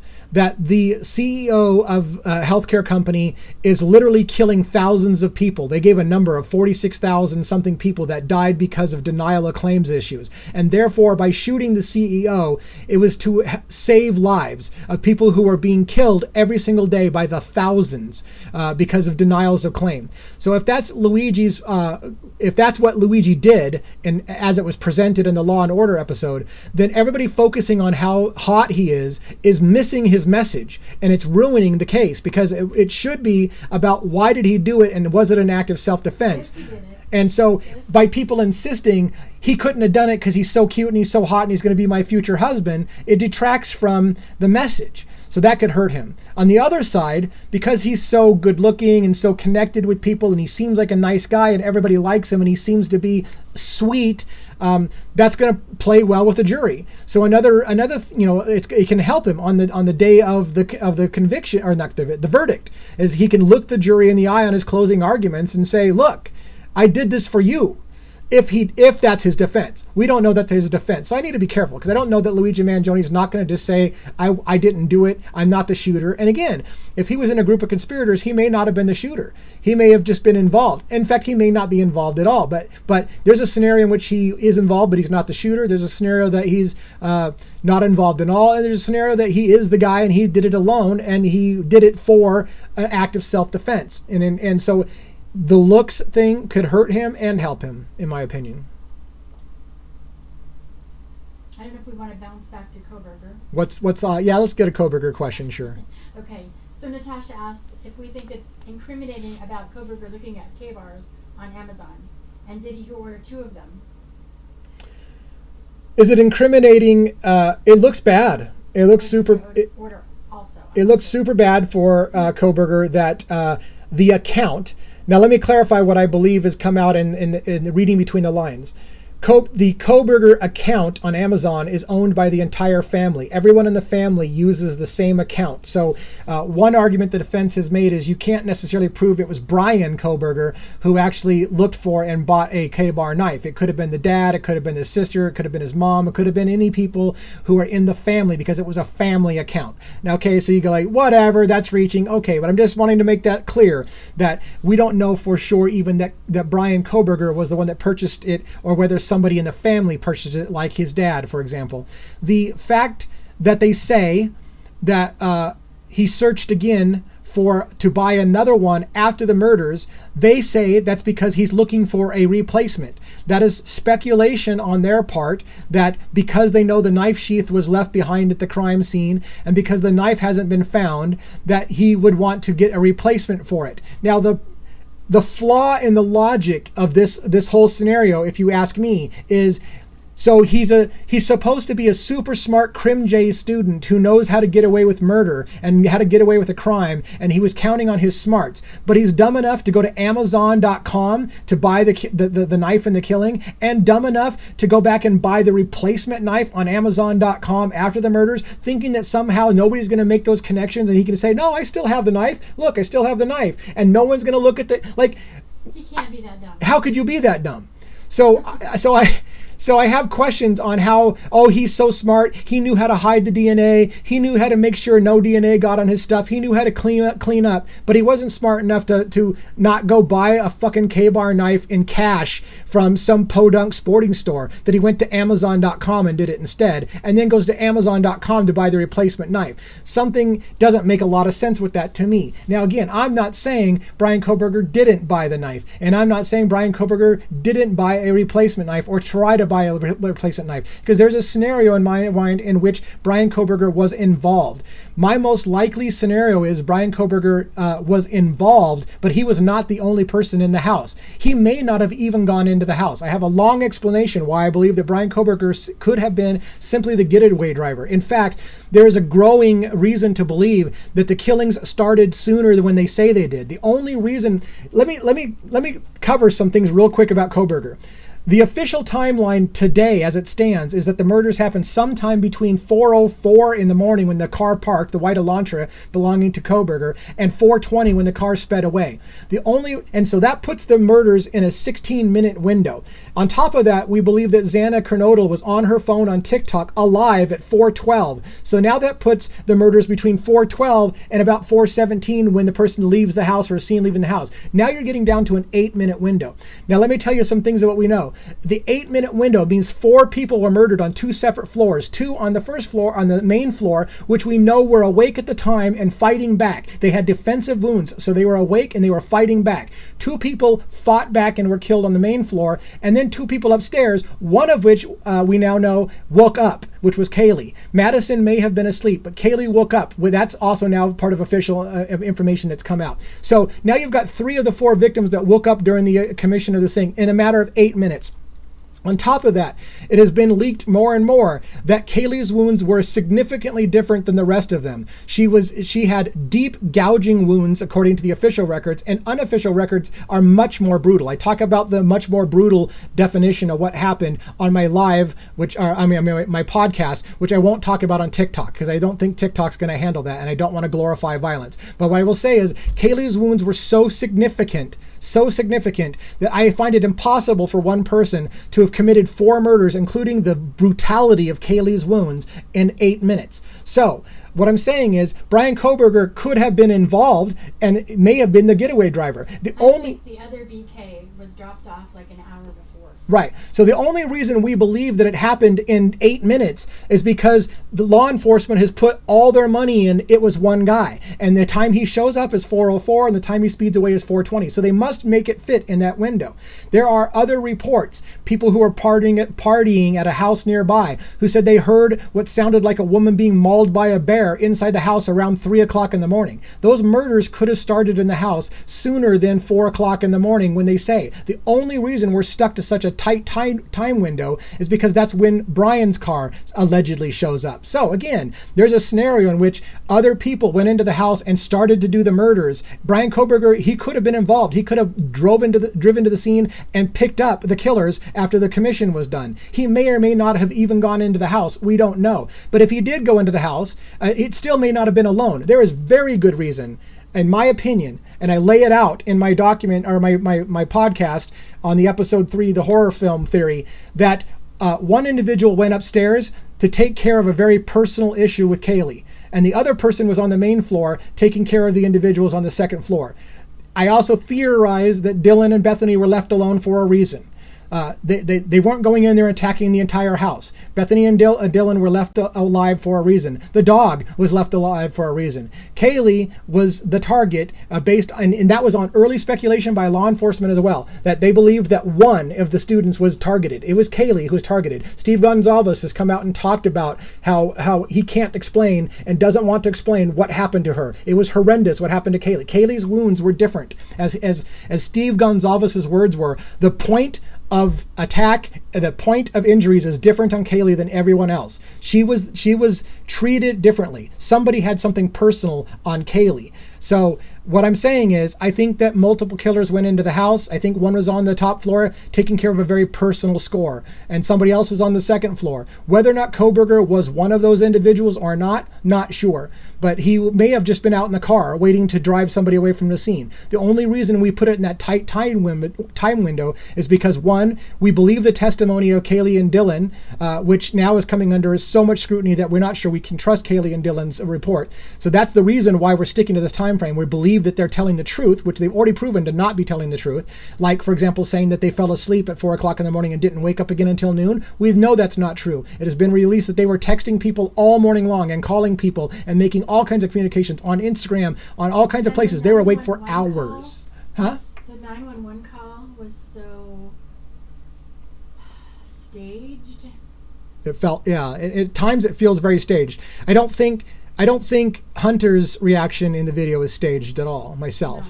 No. But anyways, so what? Yeah, did they actually say they fell asleep? Yes, they actually said they fell asleep.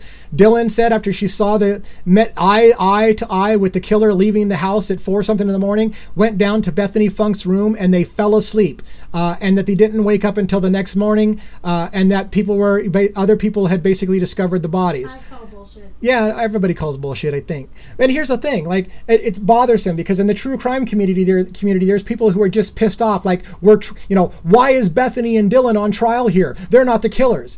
In my theory, they're involved. Now, I can't prove that, and I hope to God TikTok doesn't shut me down now for theorizing that somebody that law enforcement has ruled out. Yes, law enforcement has ruled them out because I don't think law enforcement wants to talk about all the details. They've got a guy for this crime.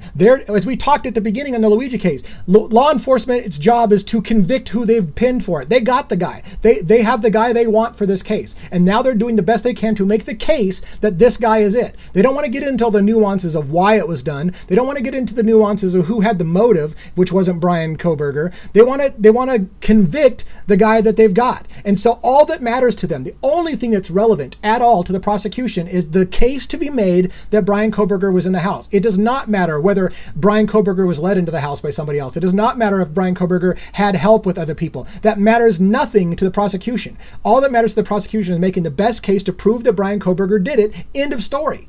If they can prove he was there and did it, end of story. And the defense, likewise, doesn't care about anything other than making sure to make the case to prove that he didn't do it. And this is what I've railed about many times on my show, is that our legal system is set up. Neither the prosecution or the defense gives a shit what really happened. Their job prosecution is to convict their guy, and the defense is to get their guy off. It's the jury's job to decide where the truth lies. Neither one of those sides cares what really happened that night. Their job is to make the best case that the guy that they're pinning for it is the guy, and vice versa. So somebody asked if we remember in the investigation, Kohberger met up with someone from eBay to buy a knife. I don't know about that. Oh, okay. And then we wonder who the photo was for that he took of himself with the thumbs up. We don't know that either. Yeah. Yeah, it's weird. Did you just take that for yourself? Yeah, we don't know that either. What is it? I don't know. Yeah, I mean, and I'll be fair. I mean, I mean, 100% fair. That Kohberger allegedly was looking for and bought a knife, sheath, and sharpener is extremely damning information. That Kohberger may have gone back after the murder looking for another one is extremely damaging information. And that photo, I'll be fair, is creepy as F and is very circumstantially creepy, right? So the problem is it's not the full story, and there are explanations and there are arguments for it. And so again, I think there's a scenario in which Brian Kohberger could have been there, could have been involved, may not have been the only person. There is a lot of reasons to believe that he was not the only person. A lot. Someone's saying that they thought Maddie was the target, that Kaylee shouldn't even have been there that night. Correct. Well, yes, I know. I've heard that as well. And my counter to that is that multiple sources confirm that Kaylee's wounds were the worst out of everyone. So if Maddie was the focus, it doesn't make a lot of sense that Kaylee received the most brutal wounds, to the point that it was so disgusting that we don't talk about it. I can't even tell you what I've heard happened to Kaylee. I have heard from sources that say that the coroner released some things that what happened to Kaylee. There is evidence about what the family was hinting happened to Kaylee. Kaylee's wounds were very personal, and so because I can't prove it, I can give you the circumstantial. I can tell you. I don't know where to go with this. I could tell you maybe what some of the rumors were about her wounds, but they're rumors. And then I can tell you the facts of what Steve Gonzalez said, what Kaylee's mother said, that would make sense if those were the wounds that happened to her. So I can do all that, but I can't prove to you that the rumor of the wounds are what happened. But I can tell you that if you know what the wounds were, and then you hear what the family actually said in public, on TV, and in a news report article, they would make sense that that's what they're talking about.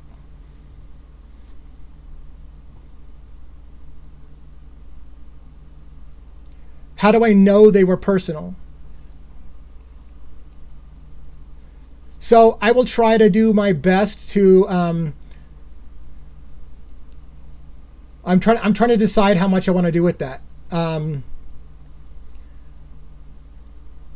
Because again, I don't know if TikTok will allow me to even mention other people's names, because to understand the personal nature of the. So let me tell you what officially came out. This part I can tell you. The wounds for Kaylee were officially noted as being different and were described as deep gouging wounds. That was different than the rest of the victims. Her deep gouging wounds were different than the rest of the victims. So it was indicated in official sources that have been read, and I could probably find the documents not on this live, but I can do a live on it later to show you the writings, that it's been verified her wounds were different and included deep gouging wounds. I can tell you that Steve Gonzalez, and I had the video clip, I think, in one of my latest reports. I think I recorded it for my live or one of my shows. It wasn't a live, it was for my podcast, I believe. I think I did it. Where Steve Gonzalez says, don't make me tell you what happened. He's begging the media. Tell people what happened. Don't make me do it. Don't make me have to explain it. That's my daughter, essentially. Don't make me have to tell people what happened. Her wounds were different. Her wounds, that's what he was saying. He's angry and he's upset. And if you know the rumor of what happened to Kaylee, you know why he doesn't want to say it. No parent would want to say that. Fuck that. No one's going to want to say that. Don't make me say what happened to my daughter. I get it. If you know what happened, if that's what happened, no wonder you don't want to fucking say it. No one would want to say it. Jesus Christ, man. Natasha said, remember when Steve Gonzalez said in the first news interview, he didn't have to go upstairs. Yeah. Can we talk about that? Yeah, and that's another thing Steve said. Steve and why what he said was her points of injury were different, and he didn't have to go up the steps. That's a part that's very confusing. I think I understand maybe what happened, but it's pure speculation. But he said repeatedly he didn't have to go up the steps. He didn't have to go up the steps. Just tell the truth. Tell what happened. Don't make me say it, because the family had been asked not to talk about it. That's the thing. The family was asked not to tell the public what happened. And so the family knows that something happened to Kaylee that was worse than everyone else. They know that. And they're not allowed to, they're told not to talk about it. And so the father is upset. I don't want to have to leak this, he says. I'm not leaking anything. As Steve Gonzalez said in his report, I earned the right to talk about what happened to my daughter. I earned the right. But don't make me do it. You guys should stand up. Tell the freaking truth. Tell people what happened to Kaylee. And they won't. They act like she's just one of 4 victims and we're not sure she was the target. I'm convinced she was the target. And I'm also convinced, pretty convinced, that her friends, Xana and Madison, were also the targets. But by extension, because they were best friends of her. It was against Kaylee and her little friends. Ethan probably was just caught up in it because Ethan was there that night with Xana. But the murder was Kaylee specifically and her 2 friends. And I think Ethan got caught up in it. It is horrible for the parents. I feel horrible about that. So the person on YouTube, I think, might be baiting you. They probably know what's going on, but they asked, KG's point of wounds is different anatomy and physiology? Yes. That's all you're going to say. Okay. So I will tell you some rumors and see if we can get away with this without being graphic. There's this, okay, I'm going to lay out a scenario for you, and I'm going to tell you the rumors of the wounds. Huh? I said it's so awful. Okay, I'm going to tell you the rumors of the wounds without getting super graphic. You're going to have to be an adult and understand what I'm talking about. There is indication that, remember, Jack DeCoeur was an ex-boyfriend of Kaylee, Kaylee Gonzalez, and had broken up with him after a 5 or 6 year relationship. She was taking a job. She had already accepted a job in Texas and was going to be leaving along with their dog that they mutually owned. They had a long-term love relationship that she had ended. She had reported, Kaylee, that she was being stalked. After she broke up from Jack, she was being stalked. This is in mainstream media. The Moscow police investigated creepy individuals that came up on Kaylee and followed her to her car. She was terrified somebody was stalking her. There was a period of time that this was going on after breaking up with Jack. So you have all these things playing in. There were rumors, pure rumors, understand this, 100% rumors, that Kaylee may have been pregnant. Whether or not she was pregnant with Jack's baby or whether she's pregnant with someone else's baby, that wasn't clear. But there was rumors that Kaylee was pregnant. Pure rumor. I don't have any proof of that whatsoever. Okay? So I want to make sure you understand this. But the rumors that happened was... Character analysis said stop. I understand she's saying stop, and I understand why. Yeah. So let me clarify. There was multiple people that were posting, and I realize this is a super argument. Papa Roger on Facebook was posting, Inside Looking on Reddit was posting, and a 4chan writer who was anonymous was posting about elements of the crime, saying that they had done it. One of the things that was stated on a post on December 12th, I believe it was, on 4chan, was that a person who claimed to have done the murders said that he was holed up in the Poconos Mountains in Pennsylvania, in shithole Pennsylvania, and that what he did to Kaylee involved stabbing her in a place below her abdomen and above her knees, and stringing intestines up. And that was way more graphic than I intended to do. There was also rumors from people who said that they had talked to the coroner before it was gag ordered, that something was written on the wall in blood. He did say about the Poconos. I read it, and the ceiling fan was, and there was no ceiling fan in the room as far as I know. Correct. I couldn't see that in the. Right, but I saw the 4chan article about the Poconos. What is Poconos? It's where I think the Koberger's house was at. So anyways, all of that is speculation. Please keep in mind, all of that is speculation. That Kaylee may have been, and there was one other person. There was an interview by somebody that also had seen something that was saying it looked like you would imagine a deer slaying. And when what people do to deer to skin them and empty them out and whatever, that they said that's what the scene looked like. So there's multiple. So then you ask yourself, if Kaylee was assaulted in a certain way and her wounds included wounds of a very personal nature, do you understand what I'm saying? If her wounds were different than everyone else, which has been confirmed, very crime of passion, then it's personal. Somebody wanted to make a message to her, if that's what happened. And so that is part of, and here's the thing with the question, if she was pregnant, it would have included the law enforcement has gag ordered this entire case. Nothing has been said about words written on the wall or anything like this. And it may not be true, and it may be true, but they've just gag ordered it. But the point being is that that Steve Gonzalez. So first of all, Kaylee's mom, and I feel so bad that I don't remember her name. Is it Kim? I can't remember what the name of Kaylee's mother is.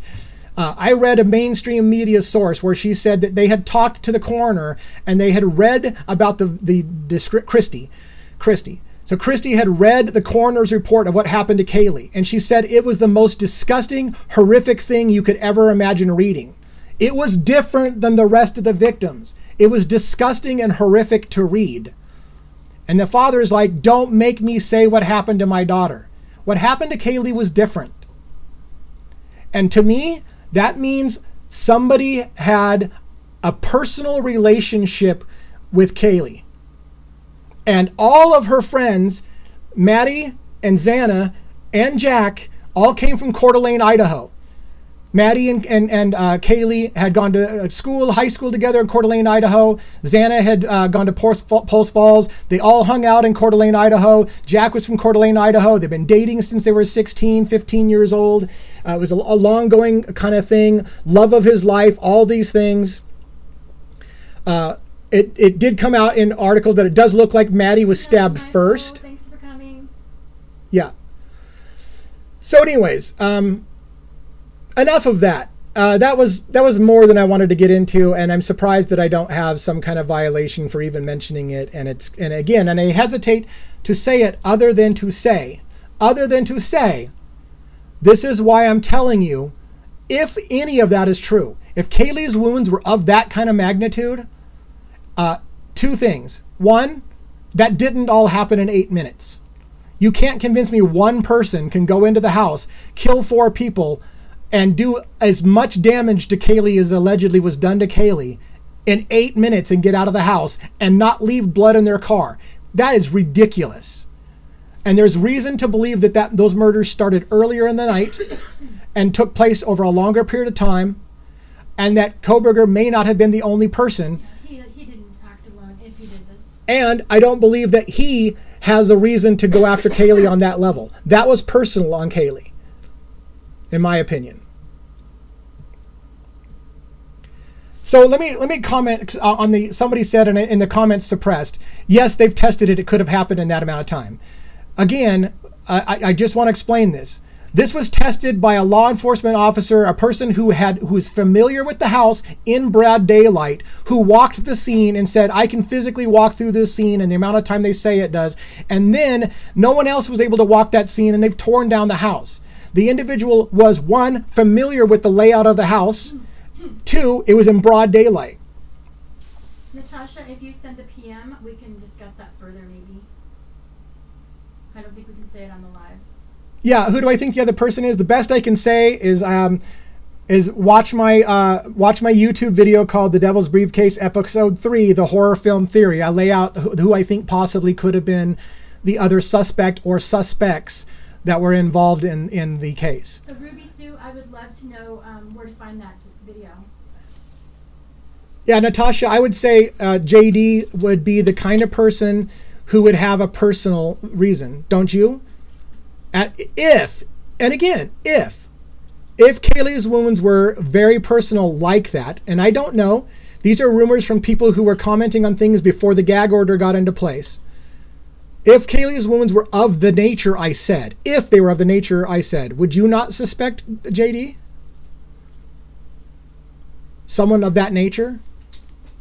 As opposed to a random guy who decides that he wants to mimic some serial killer like Ted Bundy or BTK. And how does that explain the extent of Kaylee's wounds? Be careful, Nikki.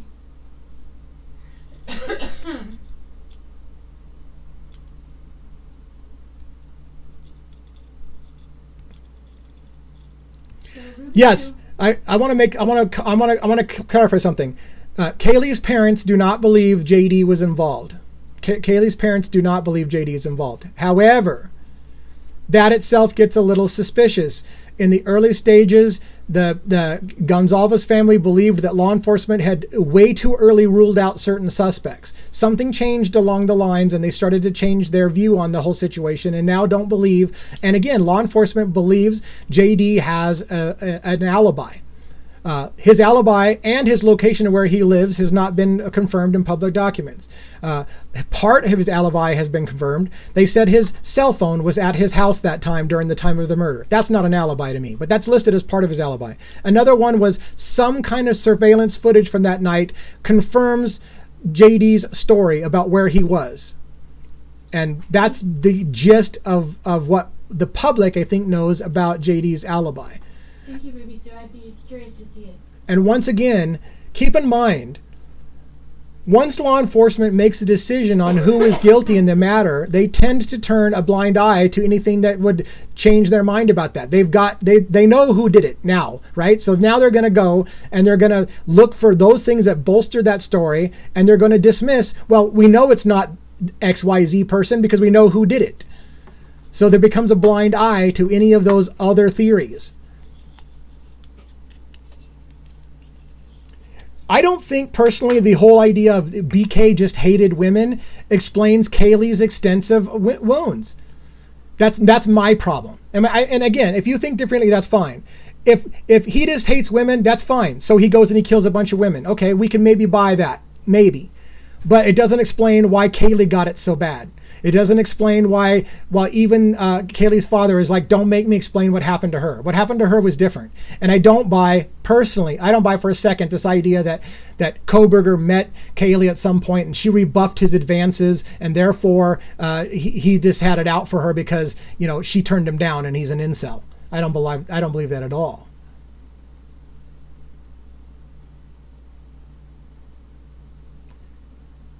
By the way, has somebody hacked Character Analysis account? Because the comments that are coming in from Character Analysis, while I know Character Analysis and I think differently, I don't recall her talking like that, so I'm wondering now if that's even her account.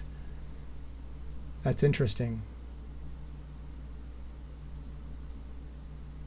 Anyways, wow, I got all spun up and horrible into stuff that I wouldn't want to have covered. Okay, it is you. Okay, great. I guess it's you. But then again, if somebody hacked your account, of course they're going to say it's you. So now I'm a dumbass again. Anyways, so yeah, I wouldn't expect you to call me bro. So I've never heard you ever refer to me as bro. So when you're like bro, I'm like, is that you? Because I don't think you would call me bro. But anyways, for what it's worth, fair enough. All right, so a little maybe self-promotion it might sound like, but again, there's things that I'm not talking about here that is on my YouTube thing. It's an hour and 14 minutes called, the horror film theory. If you want to see me lay out some of the evidence that I think suggests that kind of thing. So yeah, and I read all the latest documents as well. So you and I may have different interpretations about what that document says and what it doesn't do, and that's fine. I understand you and I have very, very different opinions about what this case means, and I'm not buying that Kohberger just doesn't like women, and so he did something of this nature because he just doesn't like women. Like, I'm not buying that, but I'm not saying that I don't think Kohberger was involved. In fact, it looks like Kohberger was involved. The question is to what extent. So. And wasn't Kaylee asleep when this started? So from what I understand, Madison and Kaylee were both asleep, and Madison was on the outside of the bed, meaning she was closest to the door, and the killer, when he came in, so there wouldn't be a defensive move. Right, because she was sleeping. However, I believe that we read that Kaylee woke up after Madison was stabbed. That I can't remember how they determined that she woke up after Madison was stabbed, but anyways. Well, yeah, I think that's probably enough. I mean, I thought about going and bringing character. I see that you're wanting to come on. I'm debating it right now because I don't want to get into a fight with you, and I don't want to get into a contentious back and forth fight on the situation. And I know that you're going to be very, very, very strong to shoot down everything I just said. So I don't know. I want to get us in a combative thing because I don't have a personal beef with you. I understand you think differently. So I'm trying to debate whether or not I want to spend time doing that or just kind of let that go so that we can just have our separate opinions about that. But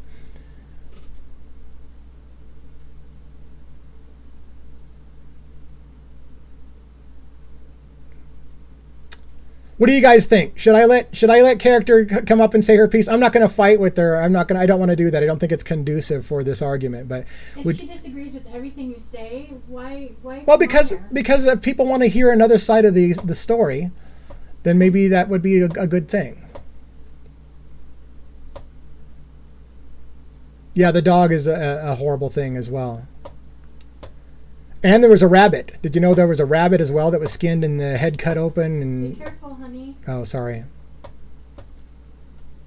That's right. I know some people don't want to hear about the animal stuff. Right.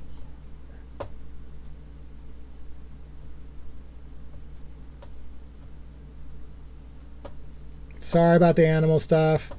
Irony is we should be more upset about human beings, Kimberly. but I understand. That was the rabbit was before the dog, I believe, before Buddy. All right, I'm curious what character analysis has to say.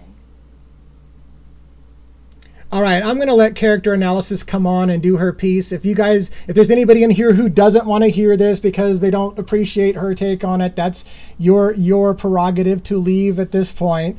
I think that people should keep an open mind and hear all sides of the thing. And so, character and I have had, I wouldn't say a love-hate relationship is what I was going to say, but there's no hatred here. We just have different opinions on how this case is playing out. So I'm going to give her a chance to come on here and give her piece. I'm not going to debate her. I don't want to debate into this, and I don't want to get into any kind of shouting match or anything like that. But for those who might want to hear her, and I'm sure she's going to come on here and tell you that things I told you are incorrect, and I don't want to fight back and forth with that. So let's just get her on here and let her have a shot for those who want to hear that counter to my position.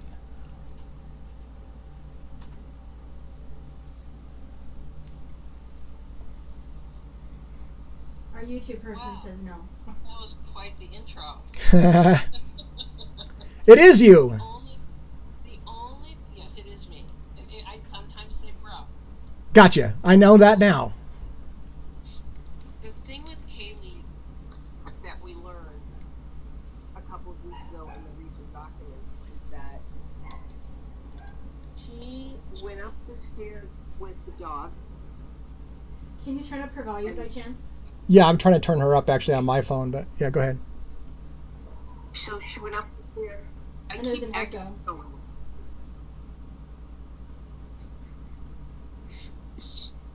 Hold on.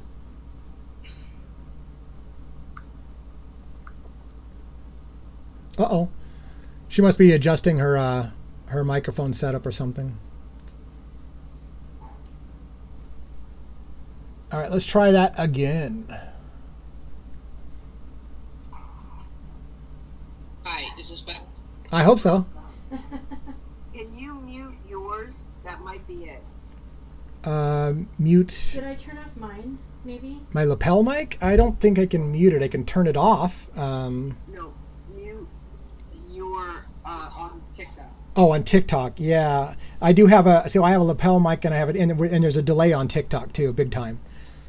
So I don't know how to handle that. I could kill the TikTok stream, but then TikTok's not going to get to be able to record this conversation. So I'm not sure how to do that. If I kill that mic, they're not going to have the audio at all of this on TikTok. Is my mic doing it, you think? Should I turn off mine? I don't know. Sorry for the technical difficulties. I'm not sure how to work that out. The wife should mute. Okay. I can't mute, but I'll turn it off. Yeah, take the mic out into the other room or something like that. I'll leave it out. I just turned it off. Okay.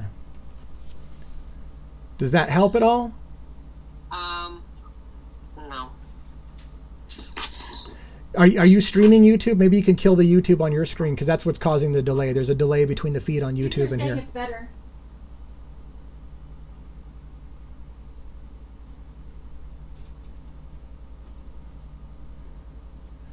I was just curious. If you're playing both feeds, you're definitely going to have some problems because there's a delay on YouTube.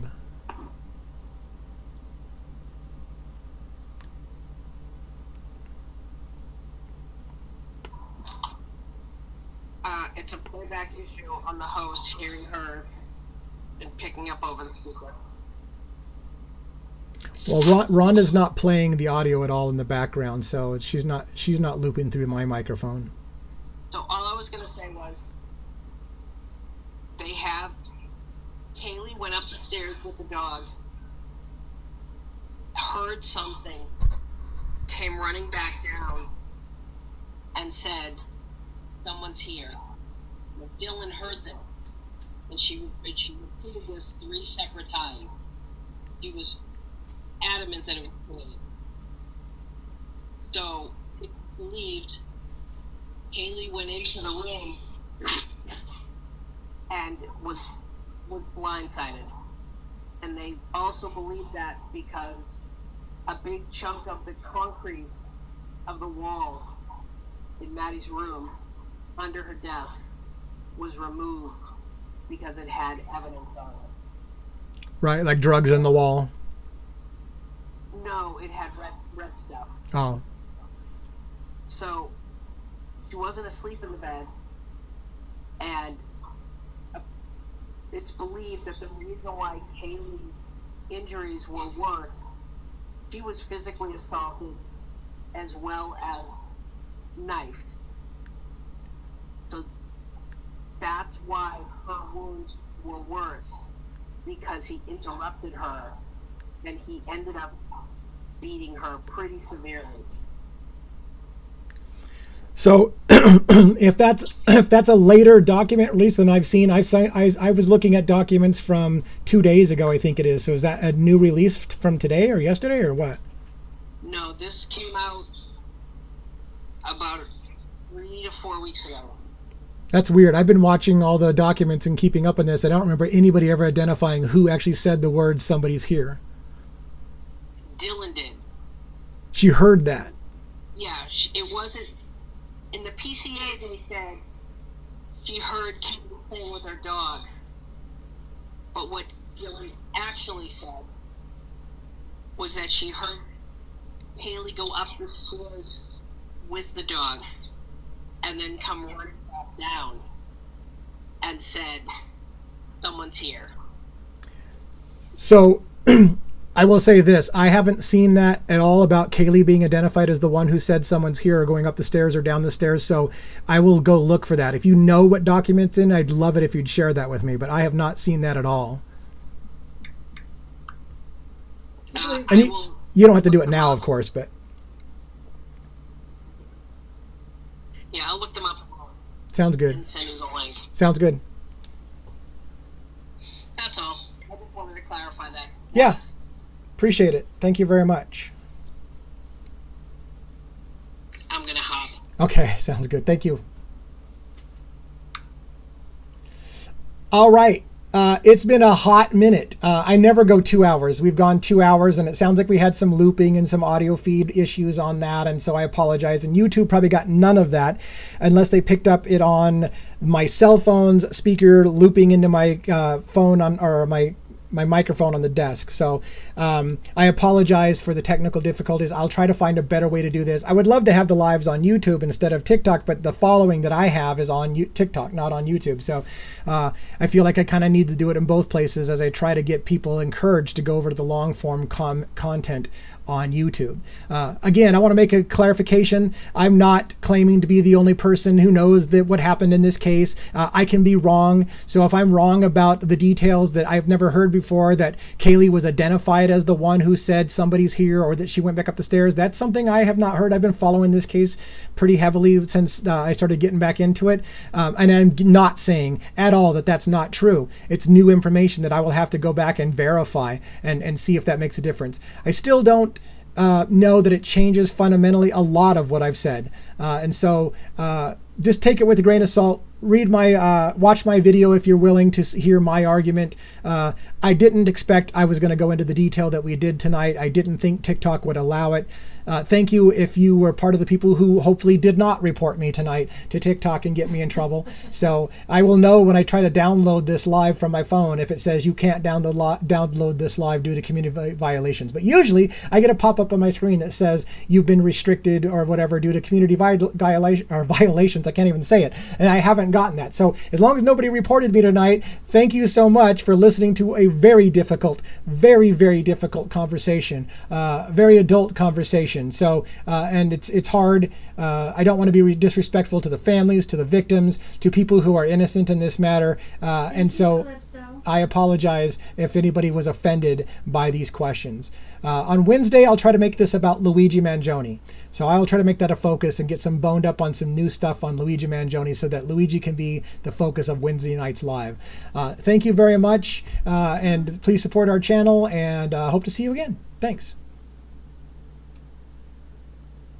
You killed it. They might have heard you say that. So there was a couple things I was going to say. Oh, hold on. We're still live on YouTube. I got to kill this. So that's the one I was going to talk to you about.